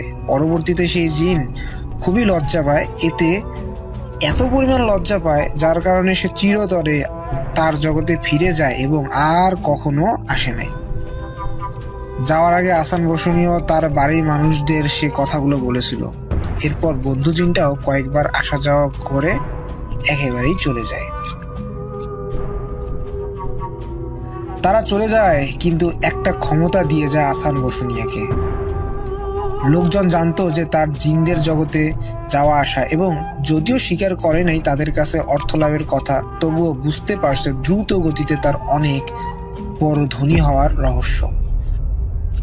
তাই কিছু লোকজন তার শত্রু হয় এবং মাঝে মধ্যে তাকে ঘিরে ফেলতো এবং বিভিন্ন জায়গায় বাধা দিত, তাকে আক্রমণ করার চেষ্টা করত, কিন্তু প্রতিবার বেঁচে যেত, কারণ ওই ক্ষমতা যেটা জিনের থেকে পেয়েছিলেন সেটা প্রয়োগ করে।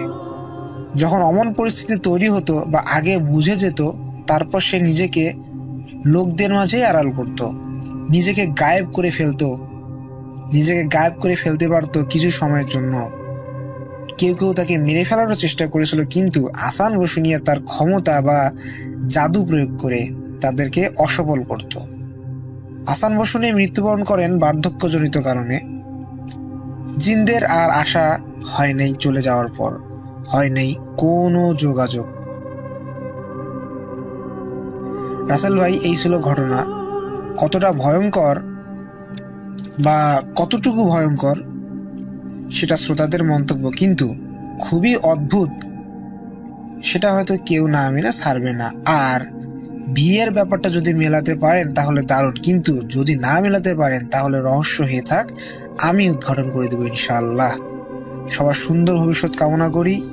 ভালোর সাথে থাকেন, সত্যের সাথে থাকেন, কারণ সত্যই ভালো আর ভালোরই জয় নিশ্চিত। রাসেল ভাই ও সকল শ্রোতাদের উদ্দেশ্যে আমার সালাম। আসসালামু আলাইকুম।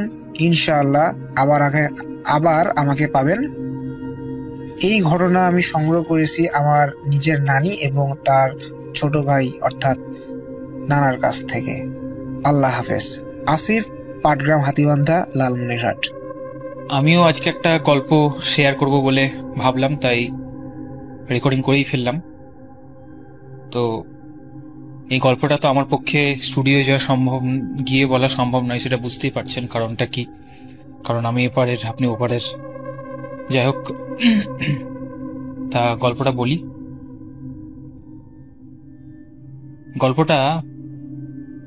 গল্প মানে এটা গল্প বলা গল্প ঠিক নয়, এটা একটা সত্য ঘটনা। এটা ঘটেছিল আমার একজন ফুফাতো ভাই রয়েছে, তার নামটা আমি প্রাইভেসির কারণে নাই বললাম। ধরুন তার নাম কাজল। তো আমার ফুফাতো ভাই, ওনার নাম কাজল ভাই। তো এই গল্পটা মানে একটা কোনো নির্দিষ্ট ঘটনা দিয়ে হয়নি, মানে বছরের পর বছর ধরে চলেছে। তো এর ব্যাপারটা একটু ভালো করে বললে আপনারা বুঝতে পারবেন, তো সেটাই বলছি। তো সালটা তখন 1992-93 হবে। আমরা যেখানে থাকি, মানে আমাদের যেটা বাড়ি, সেই বাড়িটা কিন্তু তখন সেরকম ছিল না, মানে তখন অত বাড়ি ছিল না আর কি, বাড়িঘর মানে মাঠঘাট ছিল। আর সব থেকে বড় ব্যাপার যে আমাদের বাড়ির পিছনেই একটা মাদ্রাসা রয়েছে। তো মাদ্রাসাটা এখন খুব ভালো, মাদ্রাসার অবস্থা দেখে খুব ভালো মনে হয়, অনেক ছেলে পড়াশোনা করে, অনেক শিক্ষক এসছে। কিন্তু তখন সে মাদ্রাসা জাস্ট তৈরি হচ্ছে আর কি, মানে তৈরি হওয়ার মুখে, এত উন্নত ছিল না। তো তখনকারই সময় আমার আব্বু তখন এখানে যেখানে আমাদের বর্তমানে বাড়ি রয়েছে সেখানে একটা ছোট্ট রুম ছিল। আব্বু এক গ্রামে থাকতেন, এই আমরা যেখানে থাকি সেখান থেকে সেই শহর থেকে একটু কাছেই গ্রামটা, ওই গ্রাম থেকে আব্বু ব্যবসা করতে আসেন। তো ব্যবসা সূত্রে তিনি আসেন এবং তার সঙ্গে আমার এই ফুফাতো ভাই, তিনি তখন আমার বয়সী ছিলেন, তা তিনি তখন আসেন। তো ওনারা একসঙ্গে ব্যবসা বাণিজ্য করতেন। তো আরেকটা সমস্যা ওই সময় ছিল যে ওই সময় কিন্তু এখানে বাথরুম ছিল না। তো বাথরুম করার জন্য পিছনেই মাঠ ছিল, ওই মাদ্রাসার আশেপাশে তখন অনেক মাঠ ছিল, ঝোপঝাড় ছিল, বাড়িঘর কিছু ছিল না। তো সেখানে সবাই মানে রাত বিরাতে যদি বাথরুম লাগতো তাহলে বাথরুম করতে যেত। তো এরকম একটা সময় ঘটনা। তো আমার ওই ফুফাতো ভাই মানে কাজল ভাই, তো প্রায়শই রাত বিরাতে যেতে হতো, বাথরুম করতে যেত। তো একটা সময় কি হয় যে একটা দিন ও, কোনোদিন কিছু হতো না, তবে একটা দিন ওর রাত্রেবেলায় যায়। তো যেখানে ওই মাদ্রাসার পাশেই একটা মাঠ ছিল, সেখানে ও বাথরুমের কাজ সম্পূর্ণ করে। তারপর আসার পথে ও একটা মহিলাকে দেখতে পায়। সে মহিলাটার কি কালো চাদরে নিজেকে মুড়ে রেখেছিল। তখন রাত 1:30-2টা হবে। তো সেই মহিলাটা ওর সামনে দিয়ে হেঁটে চলে যায়, মানে মাঠ আছে, ধরো মাঠের পাশে রাস্তা আছে, রাস্তা মানে তখন এখন রাস্তা পাকা হয়েছে কিন্তু তখন রাস্তা পাকা ছিল না। তো ওই মহিলাটা পাশ দিয়ে হেঁটে চলে যাচ্ছে। এবার যে মহিলাটাকে ও দেখলো, সেই মহিলাটাকে ও চেনে আর কি, ব্যাপারটা বলি। এবার এখানে আমাদের আমাদের এখানে এখনো এই মহিলাটা বেঁচে আছেন, এখন সেই মহিলাটা বুড়ি হয়ে গেছেন, তখন তার বয়স কম ছিল, তার নাম ছিল আকালি, ঠিক আছে। তো সে এখানে প্রায়শই যা আশা করতো, মানে পাড়ার মহিলা যাকে বলে হয় না, পাড়ার আপা, আকালি আপা বলে সবাই চিনত। তো আমার কাজল ভাইয়ের মনে হলো যে ওই আকালি আপাই রাত 1:30-2টা নাগাদ ওই রাস্তা দিয়ে, মানে শীতের টাইম ছিল, চাদর মুড়ি দিয়ে চলে যাচ্ছে। তো সে এবার স্বাভাবিকভাবেই তার একটু চোখে পড়লো, কোথায় যায় দেখি। এবার সে দূর থেকে দেখলো যে সে এগিয়ে যাচ্ছে। এবার তখন কাজল ভাই কিন্তু তার পিছু করলো। এবার একটু পিছু করে যখন ওই যেটা মাদ্রাসা, ওই মাদ্রাসার একটা মানে ঢোকার একটা দরজা ছিল, ঠিক আছে, ওই দরজার সামনে গিয়ে আর দেখতে পেলো না, মানে দেখতে পায় না। এবার এলো, মানে আমার কাজল ভাই ওখানে এলো, তা কিন্তু ওই আকালি আপাকে দেখতে পেলো না। তো ও ভাবলো কি ব্যাপার, কোথায় গেল, একটু আশ্চর্য হয়েছিল। কিন্তু যখন ওই মাদ্রাসার ওই দরজার সামনে এলো, তখন তো একটা বিকট শব্দ শুনতে পাই। মানে শব্দটা কিন্তু মানে বিকট শব্দ আর কি, মানে কি বলবো আর, মানে কোনো একটা বাচ্চাও কাঁদতে পারে, বা কোনো একটা কুকুরও ডাকতে পারে, বা একটা বিড়ালও ডাকতে পারে, মানে শব্দটা তিনটের মধ্যে তিনটেই হতে পারে আর কি, এরকম একটা শব্দ শুনতে পাই। কিন্তু ওই আকালি আপাকে আর দেখতে পাই না। তো কাজল ভাই আর কি করবে, তো সেখান থেকে চলে আসে, নিয়ে ঘুমিয়ে পড়ে। কিন্তু ওই যে শব্দটা শুনেছিল, ওই শব্দটা কিন্তু তার কানে বাজতো। প্রতিদিন রাত্রে যখন ঘুমাতো তখন শব্দটা কানে বাজতেই থাকতো। বাট ও আমার আব্বুকে বা আমার অন্য চাচাদেরকে বা আমার ফুপুকেও কিছু বলেনি। এবার শব্দটা মোটামুটি 1 মাস মতো কানে বেজেছিল। তারপরে 1 মাস পরে সে শব্দ শুনতে পায় না, মিটে যায়। তো ওটা ওর মধ্যেও রেখে দেয়, আর কোনো রকম কিছু হয় না। তারপর কিন্তু আস্তে আস্তে দিন পেরিয়ে যায়। তো বুঝতে পারছেন 1992-93 সালের ঘটনা। তারপর 2000 সালের দিকে আমার কাজল ভাইয়ের বিয়ের সম্বন্ধ আসে। বিয়েটা মোটামুটি পাকাপাকি হয়ে যায়। তো তখন আমার কাজল ভাই ওই আমাদের যে বাড়ি ছিল সেই শহর থেকে নিজের বাড়িতে আসে। তো তখন তো বুঝতেই পারছেন, তখন অত যানবাহনের ব্যবস্থা ছিল না, হেঁটে হেঁটেই আল দিয়ে সবাই বাড়ি চলে যেত, মানে মাঠের আল দিয়ে আর কি, মাঠের পাশ দিয়ে যেত। তো এরকম একটা সময়ে রাতের দিক হবে, তখন রাত 12টা, 12:30 বা 1টা হবে। তো আমার কাজল ভাই তখন বিয়ে হবে, মানে বিয়ে বাকি আছে, বিয়ের সব পাকাপাকি হয়ে গেছে, তার 1 সপ্তাহ বা 10 দিন আগে একদিন রাতে বাড়ি ফিরছে আর কি, মানে কোন একটা জায়গায় কাজে গিয়েছিল, তারপর বাড়ি ফিরছে। রাত ওই 12টা, 12:30, 1টা হবে। তার সঙ্গে কিছু মিষ্টি ছিল, মাছ ছিল, এসব ছিল। তো রাস্তায় যেতে যেতে একটা জায়গায় প্রচুর বাঁশঝাড় পাশে থাকে, মানে বাঁশঝাড় থাকে আর কি, দুপাশে বাঁশঝাড় প্রচুর আছে। তো যেতে যেতে হঠাৎ করে প্রচুর হাওয়া বয়। কাজল ভাই কিন্তু খুব সাহসী মানুষ ছিল, এটা বলা বাহুল্য, আর শারীরিক দিক থেকেও খুব ক্ষমতাশীল লোক আর কি, বিশাল মাসেল আর কি, বুঝতেই পারছেন। তো এবার অত কিছু মনে করে না, যে হাওয়া বইছে বউ, কোনো অসুবিধা নেই। নিয়ে যেতে যেতে কিন্তু একটু গিয়ে একটা বাঁশঝাড় পড়েছিল, মানে একদম মানে ভেঙে গেছে বাঁশঝাড়গুলো। তো হঠাৎ করে ওই বাঁশঝাড়গুলো কিন্তু সেট করে দাঁড়িয়ে যায়, একটু মানে যাচ্ছে আর বাঁশঝাড়গুলো দাঁড়িয়ে গেছে, মানে এমন করে বাঁশঝাড়গুলো দাঁড়ায় যে মনে হয় যেন মানে হঠাৎ মানে পড়ে যাওয়া বাঁশঝাড় কি করে দাঁড়াতে পারে রাসেল ভাই, আপনি চিন্তা করুন। কিন্তু ও স্পষ্ট দেখে যে বাঁশঝাড় দাঁড়িয়ে গেল, কত কিছু মনে করে না, ও চলে আসে। তো এইসব ব্যাপারও কিন্তু তারপরে কিছু ঘটে না, ও মোটামুটি ওইসব দেখেও কিছু মানে না দেখার ভান করে চলে আসে, বাড়ি পৌঁছে যায়, রীতিমতো সবকিছু ঠিকঠাক থাকে, সব ঠিকঠাক থাকে। বিয়ে হয়ে যায়। এবার আবার আরো এটা কত সালের ঘটনা গেল? 2000 সাল। এর কিন্তু 2-3 বছরের পরের ঘটনা, যে যখন আসল ঘটনাটা শুরু হয়, সেটা 2003 বা 4 সাল হবে, ঠিক আছে? তখন কিন্তু আসল ব্যাপারটা হয়। তা ব্যাপারটা কি করে হয়? তখন আমার জন্ম হয়ে গেছে, আমার বয়স তখন ধরুন 10-12 বছর হবে, ঠিক আছে?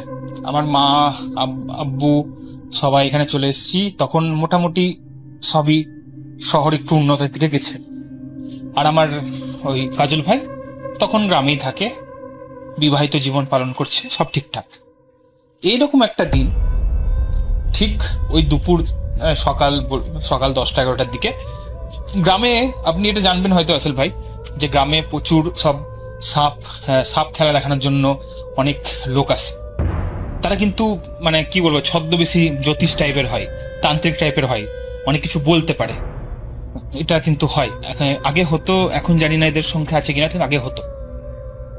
তো এরকম সাপের খেলা দেখানোর জন্য কিন্তু একটা দল এসেছিল ওই গ্রামটার নাম বলে রাখি বড়তরি গ্রাম, এটা আপনারা চিনবেন না। তো ওই গ্রামে এসেছিল। তো আমার এই কাজল ভাই কিন্তু বরাবর এই সাপ দেখা, সাপ ধরা এসব দেখতে খুব আগ্রহ। তো চলে যায়, সকাল সকাল দেখতে চলে যায়। এবার সাপ দেখানো, সাপ ধরা হয়ে যাওয়ার পর ওই দলটা সবের কাছ থেকে নেয়, মানে ওই যে বলে না পারিশ্রমিক, যে যা পারেন দিন, এরকম নিতে থাকে। তো যখন এই যখন ওই কাজলদার সময় আসে, ঠিক আছে, তো কাজলদার সময়ে তো ওই বেদের দলের মধ্যে একজন থাকে, সে বলে তোমাকে একটা জিনিস বলবো, তুমি এটা মানবে? তো কাজলদা একটু অবাক হয়, বলে কি বলবে, কি বলছেন বলেন। তো বলে কি, তোমার মধ্যে একটা জিনিস আছে, সেই জিনিসটা ভালোও বটে আবার খারাপও বটে। তো কাজলদা একটু অবাক হয়, কি জিনিস? বলে না, আমি কিছু বলবো না, তবে তুমি নিজেই তার পরিচয় পাবে, তা তোমাকে একটা জিনিস করতে হবে। তো কাজলদা বলে কি করতে হবে? তা বলে ওই আপনার ওই বেদের দলের মধ্যে একজন বলে যে তুমি আজ ঠিক সন্ধ্যাবেলায় ঈশান কোণ যেটা একটা মেপে নেবে, ঈশান কোণে গিয়ে 3টে ধূপবাতি, আরো সব কি সব সামগ্রী বলেছিল, আমার ঠিক মনে পড়ছে না আসল ভাই এখন এই মুহূর্তে। তো এইগুলো আর একটা কি মন্ত্র বলে দিয়েছিল, এইটা 3 বার উচ্চারণ করবে, তাহলেই বুঝতে পারবে যে কি জিনিস তোমার মধ্যে আছে, সেটা তোমার বেরিয়ে পড়বে। তো এটা বলে কিন্তু ওরা চলে যায়। তো আমার কাজল ভাই এবার ভাবে কি, তাই তো, কি জিনিস ওর মাথায় ঢুকতে থাকে। এবার যতই হোক, মানুষের আগ্রহ, মানুষের একটা কৌতূহল, এটা তো আর মানে দমন করা সম্ভব নয়। তো স্বাভাবিকভাবে ও কিন্তু ঠিক ওই বেদের কথা অনুযায়ী ঠিক সন্ধ্যাবেলায় ঈশান করে গিয়ে 3-4টে ধূপবাতি দিয়ে আর যা সব বলেছিল সেগুলো করে ও কিন্তু 3 বার মন্ত্রটা পাঠ করে। তো এই যে রাসেল ভাই ও পাঠ করলো, ঠিক আছে, তারপর কিন্তু ওর মধ্যে একটা বিকৃত বিহেভিয়ার শুরু হয়ে গেল। মানে ওর, আমরা যে কাজল ভাইকে জানতাম মাটির মানুষ, মানে একদমই ভালো মানুষ, সেটা কিন্তু নাই। ও পুরোপুরি চেঞ্জ,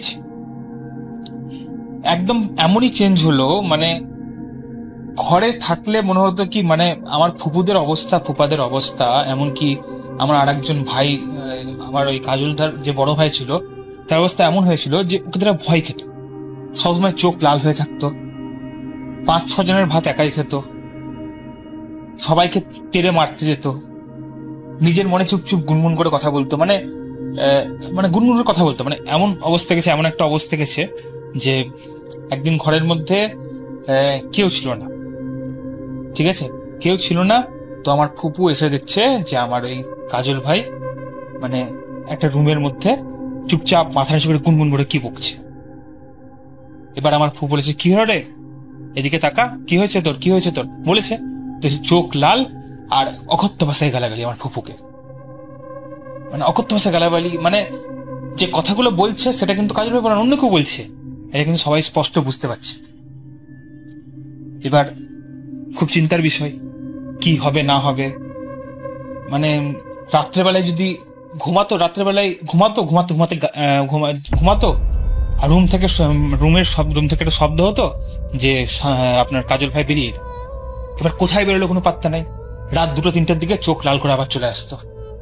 মানে এমন সব বিহেভিয়ার করতো যেটা পুরোপুরি মানে কি বলে, অলৌকিক টাইপের বিহেভিয়ার, মানে কোন রকম কোনো প্রাকৃতিক চিহ্ন ছিল না।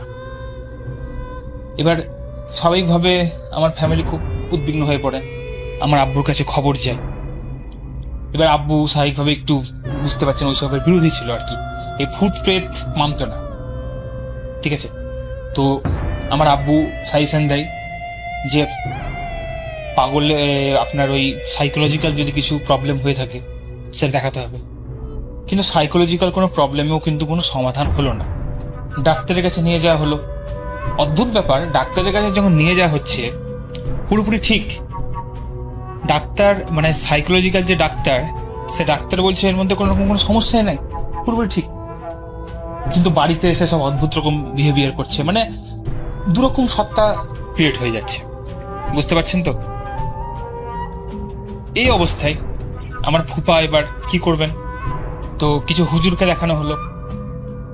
সে হুজুর কি যখনই, মানে হুজুররা এমনই যে যদি একবার বাড়ির মধ্যে পা রাখতো, মানে ধরুন আমাদের মাটির বাড়ি, তো ওই কাজল ভাইদের মাটির বাড়ি ছিল, তো মাটির বাড়ির ধরুন একদম শেষ ঘরে আমার কাজল ভাই রয়েছে, যদি কোনো হুজুর শুধুমাত্র ওই ঘরের চৌখাটে পা রাখতো, মানে জাস্ট এন্ট্রি হওয়ার পরটায় একটা পা রাখতো, তাহলে কিন্তু ছুটে ও বেরিয়ে চলে আসতো। ও কি করেছে জানতো কে জানে, কেউ তোকে বলতেও না। আর সবসময় শুধু যখন মানে কি করতো, মানে ম্যাক্সিমাম টাইম শুধুমাত্র মুখ নিচু করে বিড়বিড় করে মুখে কি বলতো, ঠিক আছে, এই একটা সমস্যা।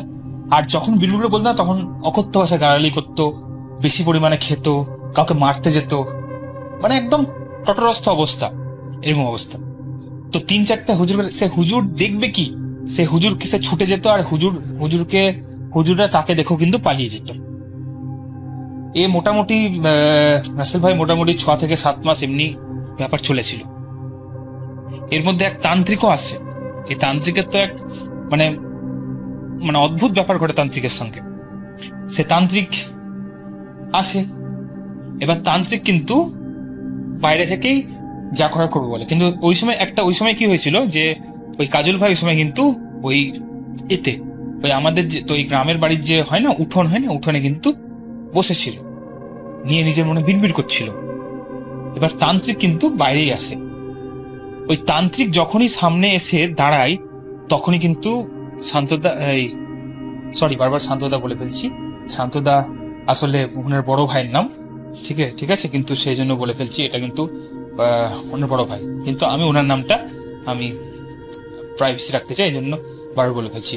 তো কি হলো, যখন ওই তান্ত্রিক ওই ওঝা সামনে এসে দাঁড়ালো, আর সঙ্গে সঙ্গে কাজল ভাই একদম মুখ তুলে একদম এমন পিছনের পিছনে ছুটতে লাগলো যে ও তো নিচে প্রথমে পড়েই গেল, তারপর ওকে মেরে ফেলে আর কি। 4-5 জন লোক মিলে ওকে ধরেছে, কিন্তু পারছে না। শেষমেশ ওঝা ছুটতে লেগেছে। তো শান্ত ভাইয়ের মধ্যে, কাজল ভাইয়ের মধ্যে এমন শক্তি চলে এসছে যে সবাইকে ফেলে ও তার পিছনে ছুটছে। মোটামুটি 3-4টে বড় বড় মাঠ, গ্রামে হয়তো 3-4টে বড় বড় মাঠ পার করিয়েছিল ওই ওঝাকে আমার কাজল ভাই। মানে এত অমানুষিক শক্তি ওর মধ্যে চলে এসেছিল। তো এরকম ঘটনা পর্যন্ত ঘটেছিল। এরকম ঘটনা ঘটার পর যখন রাসেল ভাই আর কোনো উপায় পাওয়া গেল না, তখন আমার এক বড় ফুপু ছিলেন, তো উনি কলকাতায় থাকতেন। তো উনি কিন্তু একটা খোঁজ দেন একজন ভালো হুজুরের। তা হুজুরটা সত্যি খুব ভালো, তার প্রমাণ পাওয়া গেছিল এইভাবেই যে সুতসাল বলে একটা জায়গা রয়েছে আমাদের এখানে, সুতসাল। তো ওখানে উনি থাকতেন। তো উনি কিন্তু ওনাকে প্রথমে এই ব্যাপারটা শোনানো হয়েছিল যে এমনি ঘটনা। তো এই ঘটনা শোনার পরে কিন্তু উনি বলেছিলেন যে আমি ওখানে যাব না, ওকে আমার কাছে নিয়ে আসতে হবে। তো ওনাকে সব বলা হয়েছিল যে ওনাকে তো আমরা নিয়ে আসবো, কিন্তু ও তো মানে কি বলবো, কেউ যদি ওই ঘরের চৌখাটে পা রাখছে তাহলে তাগি তো মানে একদম পার করে দিচ্ছে 2-3টে মাঠ, তোকে নিয়ে আসবো কি করে। তখন কিন্তু ওই হুজুর সাহেব একটা তাবিজের মতো দেয়। তো বলে কি এই তাবিজটা পড়াতে হবে, আর একটা পানি পড়া টাইপের কিছু দেয়। আর বলছে যখন তাবিজটা পড়াবেন তার আগে পানি পড়াটা দিবেন, যদি পানি পড়াটা তার উপর না ফেলেন তাহলে কিন্তু তাবিজটার উপরে একটা আঘাত করবে, এরকম একটা ব্যাপার বলেছিল। তো স্বাভাবিকভাবেই ফুপু বলল কি তোকে তো মানে টাচ করাই মুশকিল, টাচ করলে তো অকথ্য ভাষায় গালাগালি বা মারতে যাওয়া এরকম ব্যাপার স্যাপারও করছে, তাহলে কি করে আমরা এটা করব। তো ওই হুজুর বলেছিল যে যখন এই কাজল ভাই যখন মাথা নিচু করে ওই বিড়বিড় করবে, তখন ওই পানি পড়াটা 2 জন থাকবেন, পানি পড়াটা ওর কপালের দিকে ছুড়বেন যেন কপালে এবং মাথায় লাগে, এবং কপালে মাথায় যখনই লাগবে ওই পানি পড়াটা, তখন সঙ্গে সঙ্গে একজন ওনার হাত ধরে ওই তাবিজটা ঠিক বাঁ হাতের এই আপনার বেঁধে দেবেন। বাঁ হাতে মানে বাঁ হাতের উপরে বেঁধে দেবেন আর কি বলেন, ওই হাতের উপরটাই বেঁধে দেবেন এরকম। তো সে ওয়াইজ করা হয়। তো 4-5 জন লোককে আপনার গ্রামের হেরা নিয়ে আসে আমার ফুপুরা, নিয়ে ওটা কিন্তু করে ফেলে, ছটপট করে, কিন্তু অতটা কোনো এফেক্ট হয়নি। মানে কি জানি কেন সেই মুহূর্তে, অন্য সময় তো সব বুঝে ফেলে, বা এই সময় কিছু বুঝতে পারেন না কি ব্যাপার, কি জানি কিছু হয়নি, মানে পানি পড়া দিয়ে বেঁধে ফেলে। এবং তারপরে কিন্তু জ্ঞান চলে যায় আর কি, মানে শান্তভাবে কিন্তু জ্ঞান চলে যায়। এবার জ্ঞান চলে গেলেও যখন জ্ঞান ফিরে, তখন কিন্তু ওই অমানসিক সত্যি কিছু ব্যাপার থাকে না, মানে বিড়বিড় করে, কিন্তু কেউ এলে কিছু বলে না, বিড়বিড়টা করে, চোখটা লাল থাকে। বাট যদি কেউ আসে, যদি কেউ কিছু দেখতে আসে, কিন্তু ওই অকথ্য ভাষায় গালাগালি বা অমানসিক শক্তির পরিচয় কিন্তু আর ঘটে না। এই দুটো জিনিস কিন্তু চেঞ্জ হয়। তখন ওই হুজুরকে, সুতসালের হুজুরকে, তো আমার ফুপুরা খবর দেয়। তখন ওই ফুপু বলেন, ওই হুজুর বলেন যে এবার তোমরা ওকে আমার কাছে নিয়ে এসো। তো কাজল ভাইকে ফুপুরা এবং গ্রামের কয়েকজন মিলে ওই হুজুরের কাছে নিয়ে আসে। তো সেখানে এক বিচিত্র ঘটনা ঘটে রাসেল ভাই।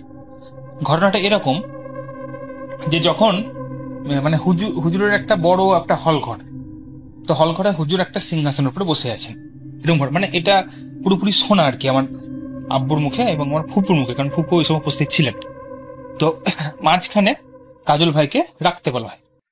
তো কাজল ভাই যান, ওইখানে বসে যান এবং বিড়বিড় করেন, চোখ নিচু করে বিড়বিড় করেন। তখন ওই হুজুর কাজল ভাইকে বলেন, আমার দিকে তাকা, এই একটা কথা বলেন। যখন এই কথাটা উনি বলেন, তখন কিন্তু ওই মানে কাজল ভাইয়ের মধ্যে কোনো রকম কোনো চেঞ্জ হয় না, চুপচাপ থাকে।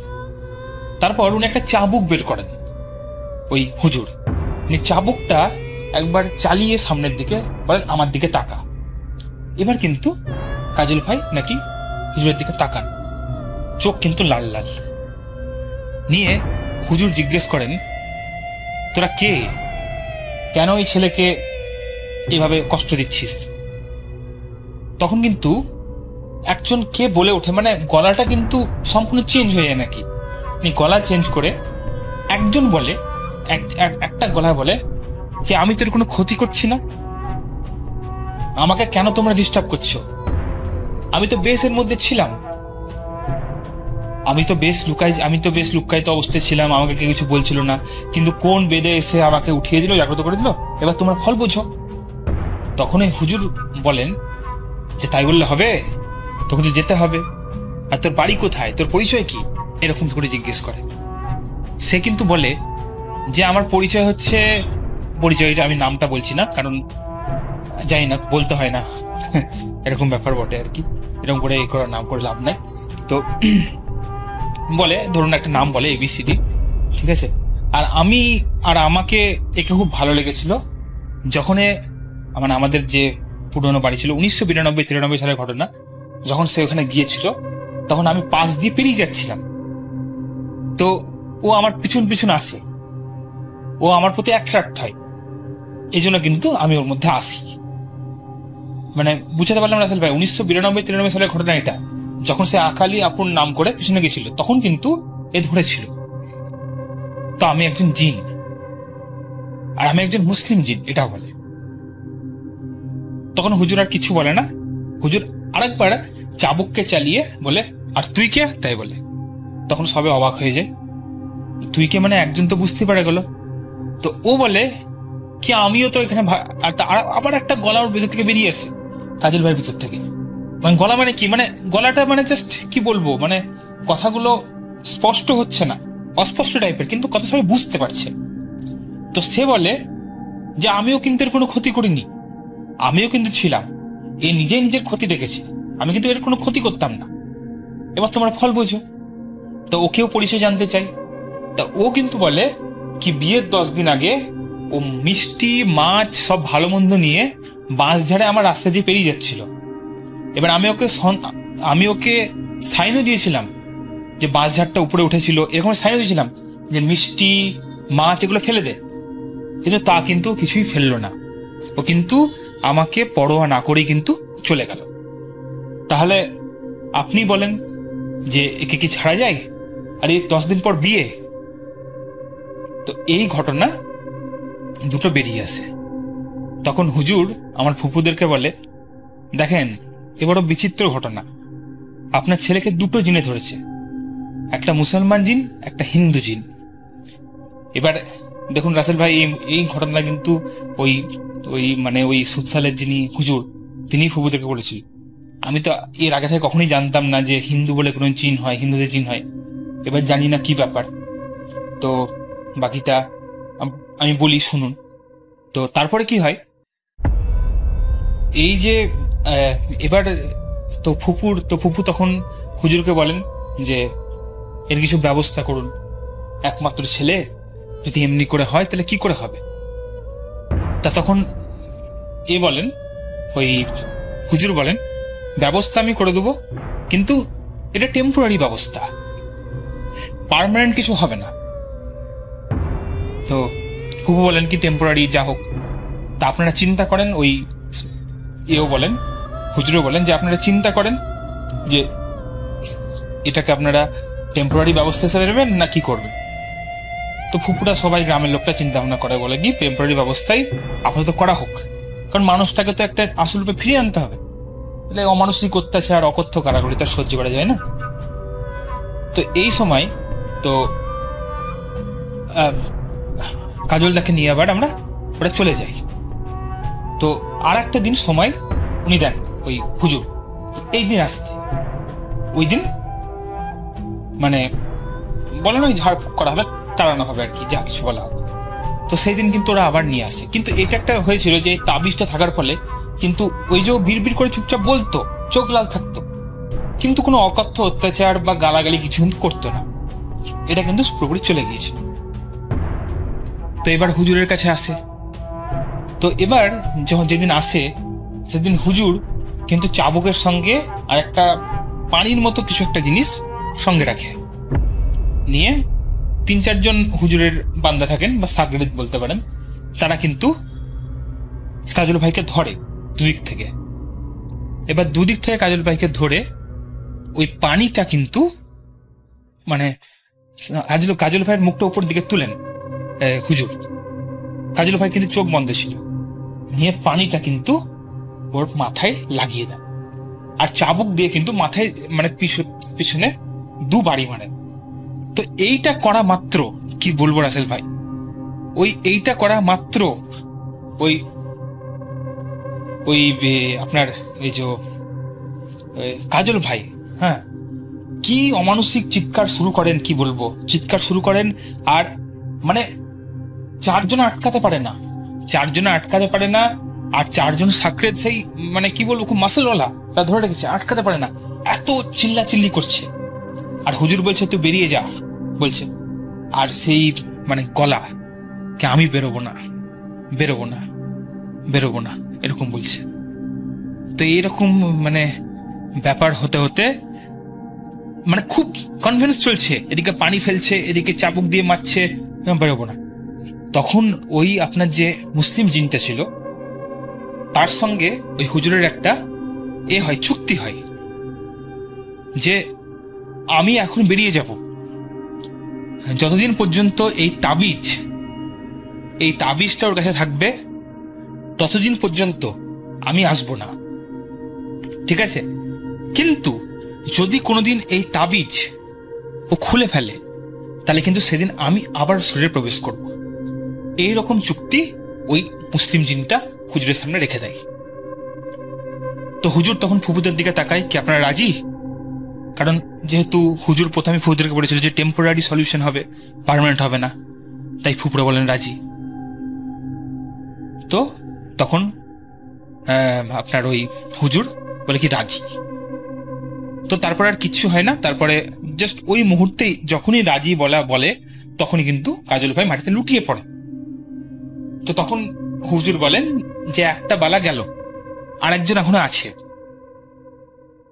তো হঠাৎ করে মানে কি বলবো, শুধুমাত্র কিচ্ছু না, মানে ওই হুজুর, জানি না হুজুর কতটা মানে পাওয়ারফুল ছিলেন, শুধুমাত্র চোখের দিকে তাকিয়ে শুধু ভুরু উঠিয়েছেন, মানে বলে না, আমরা বলি না কি কেমন আছো, চোখ তুলে বলি না, সেই রকম করে শুধুমাত্র কাজল ভাইয়ের দিকে তাকিয়ে চোখ তুলেছেন।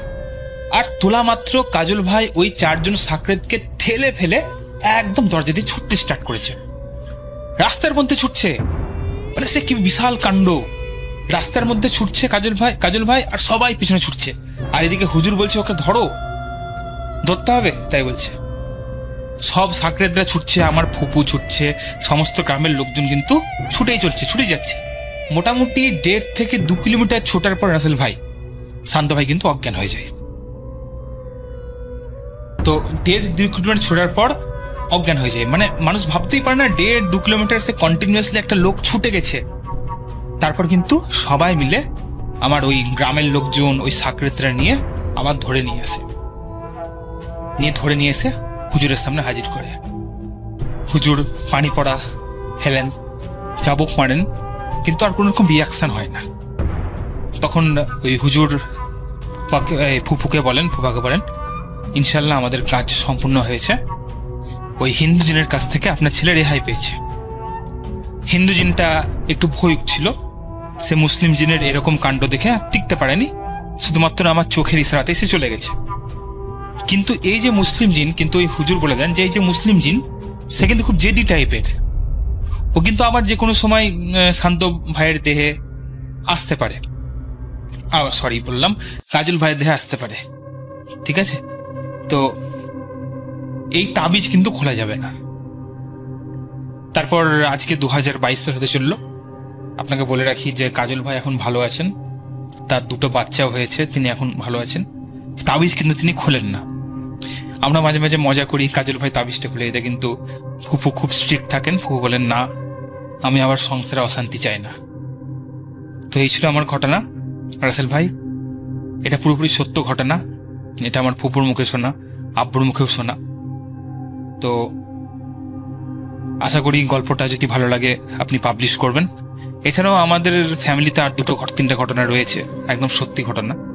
তো যদি ইন্সপিরেশন পাই, ইন্সপায়ার্ড হই, যে তাহলে অবশ্যই আমি বাকিগুলো পাবলিশ করব।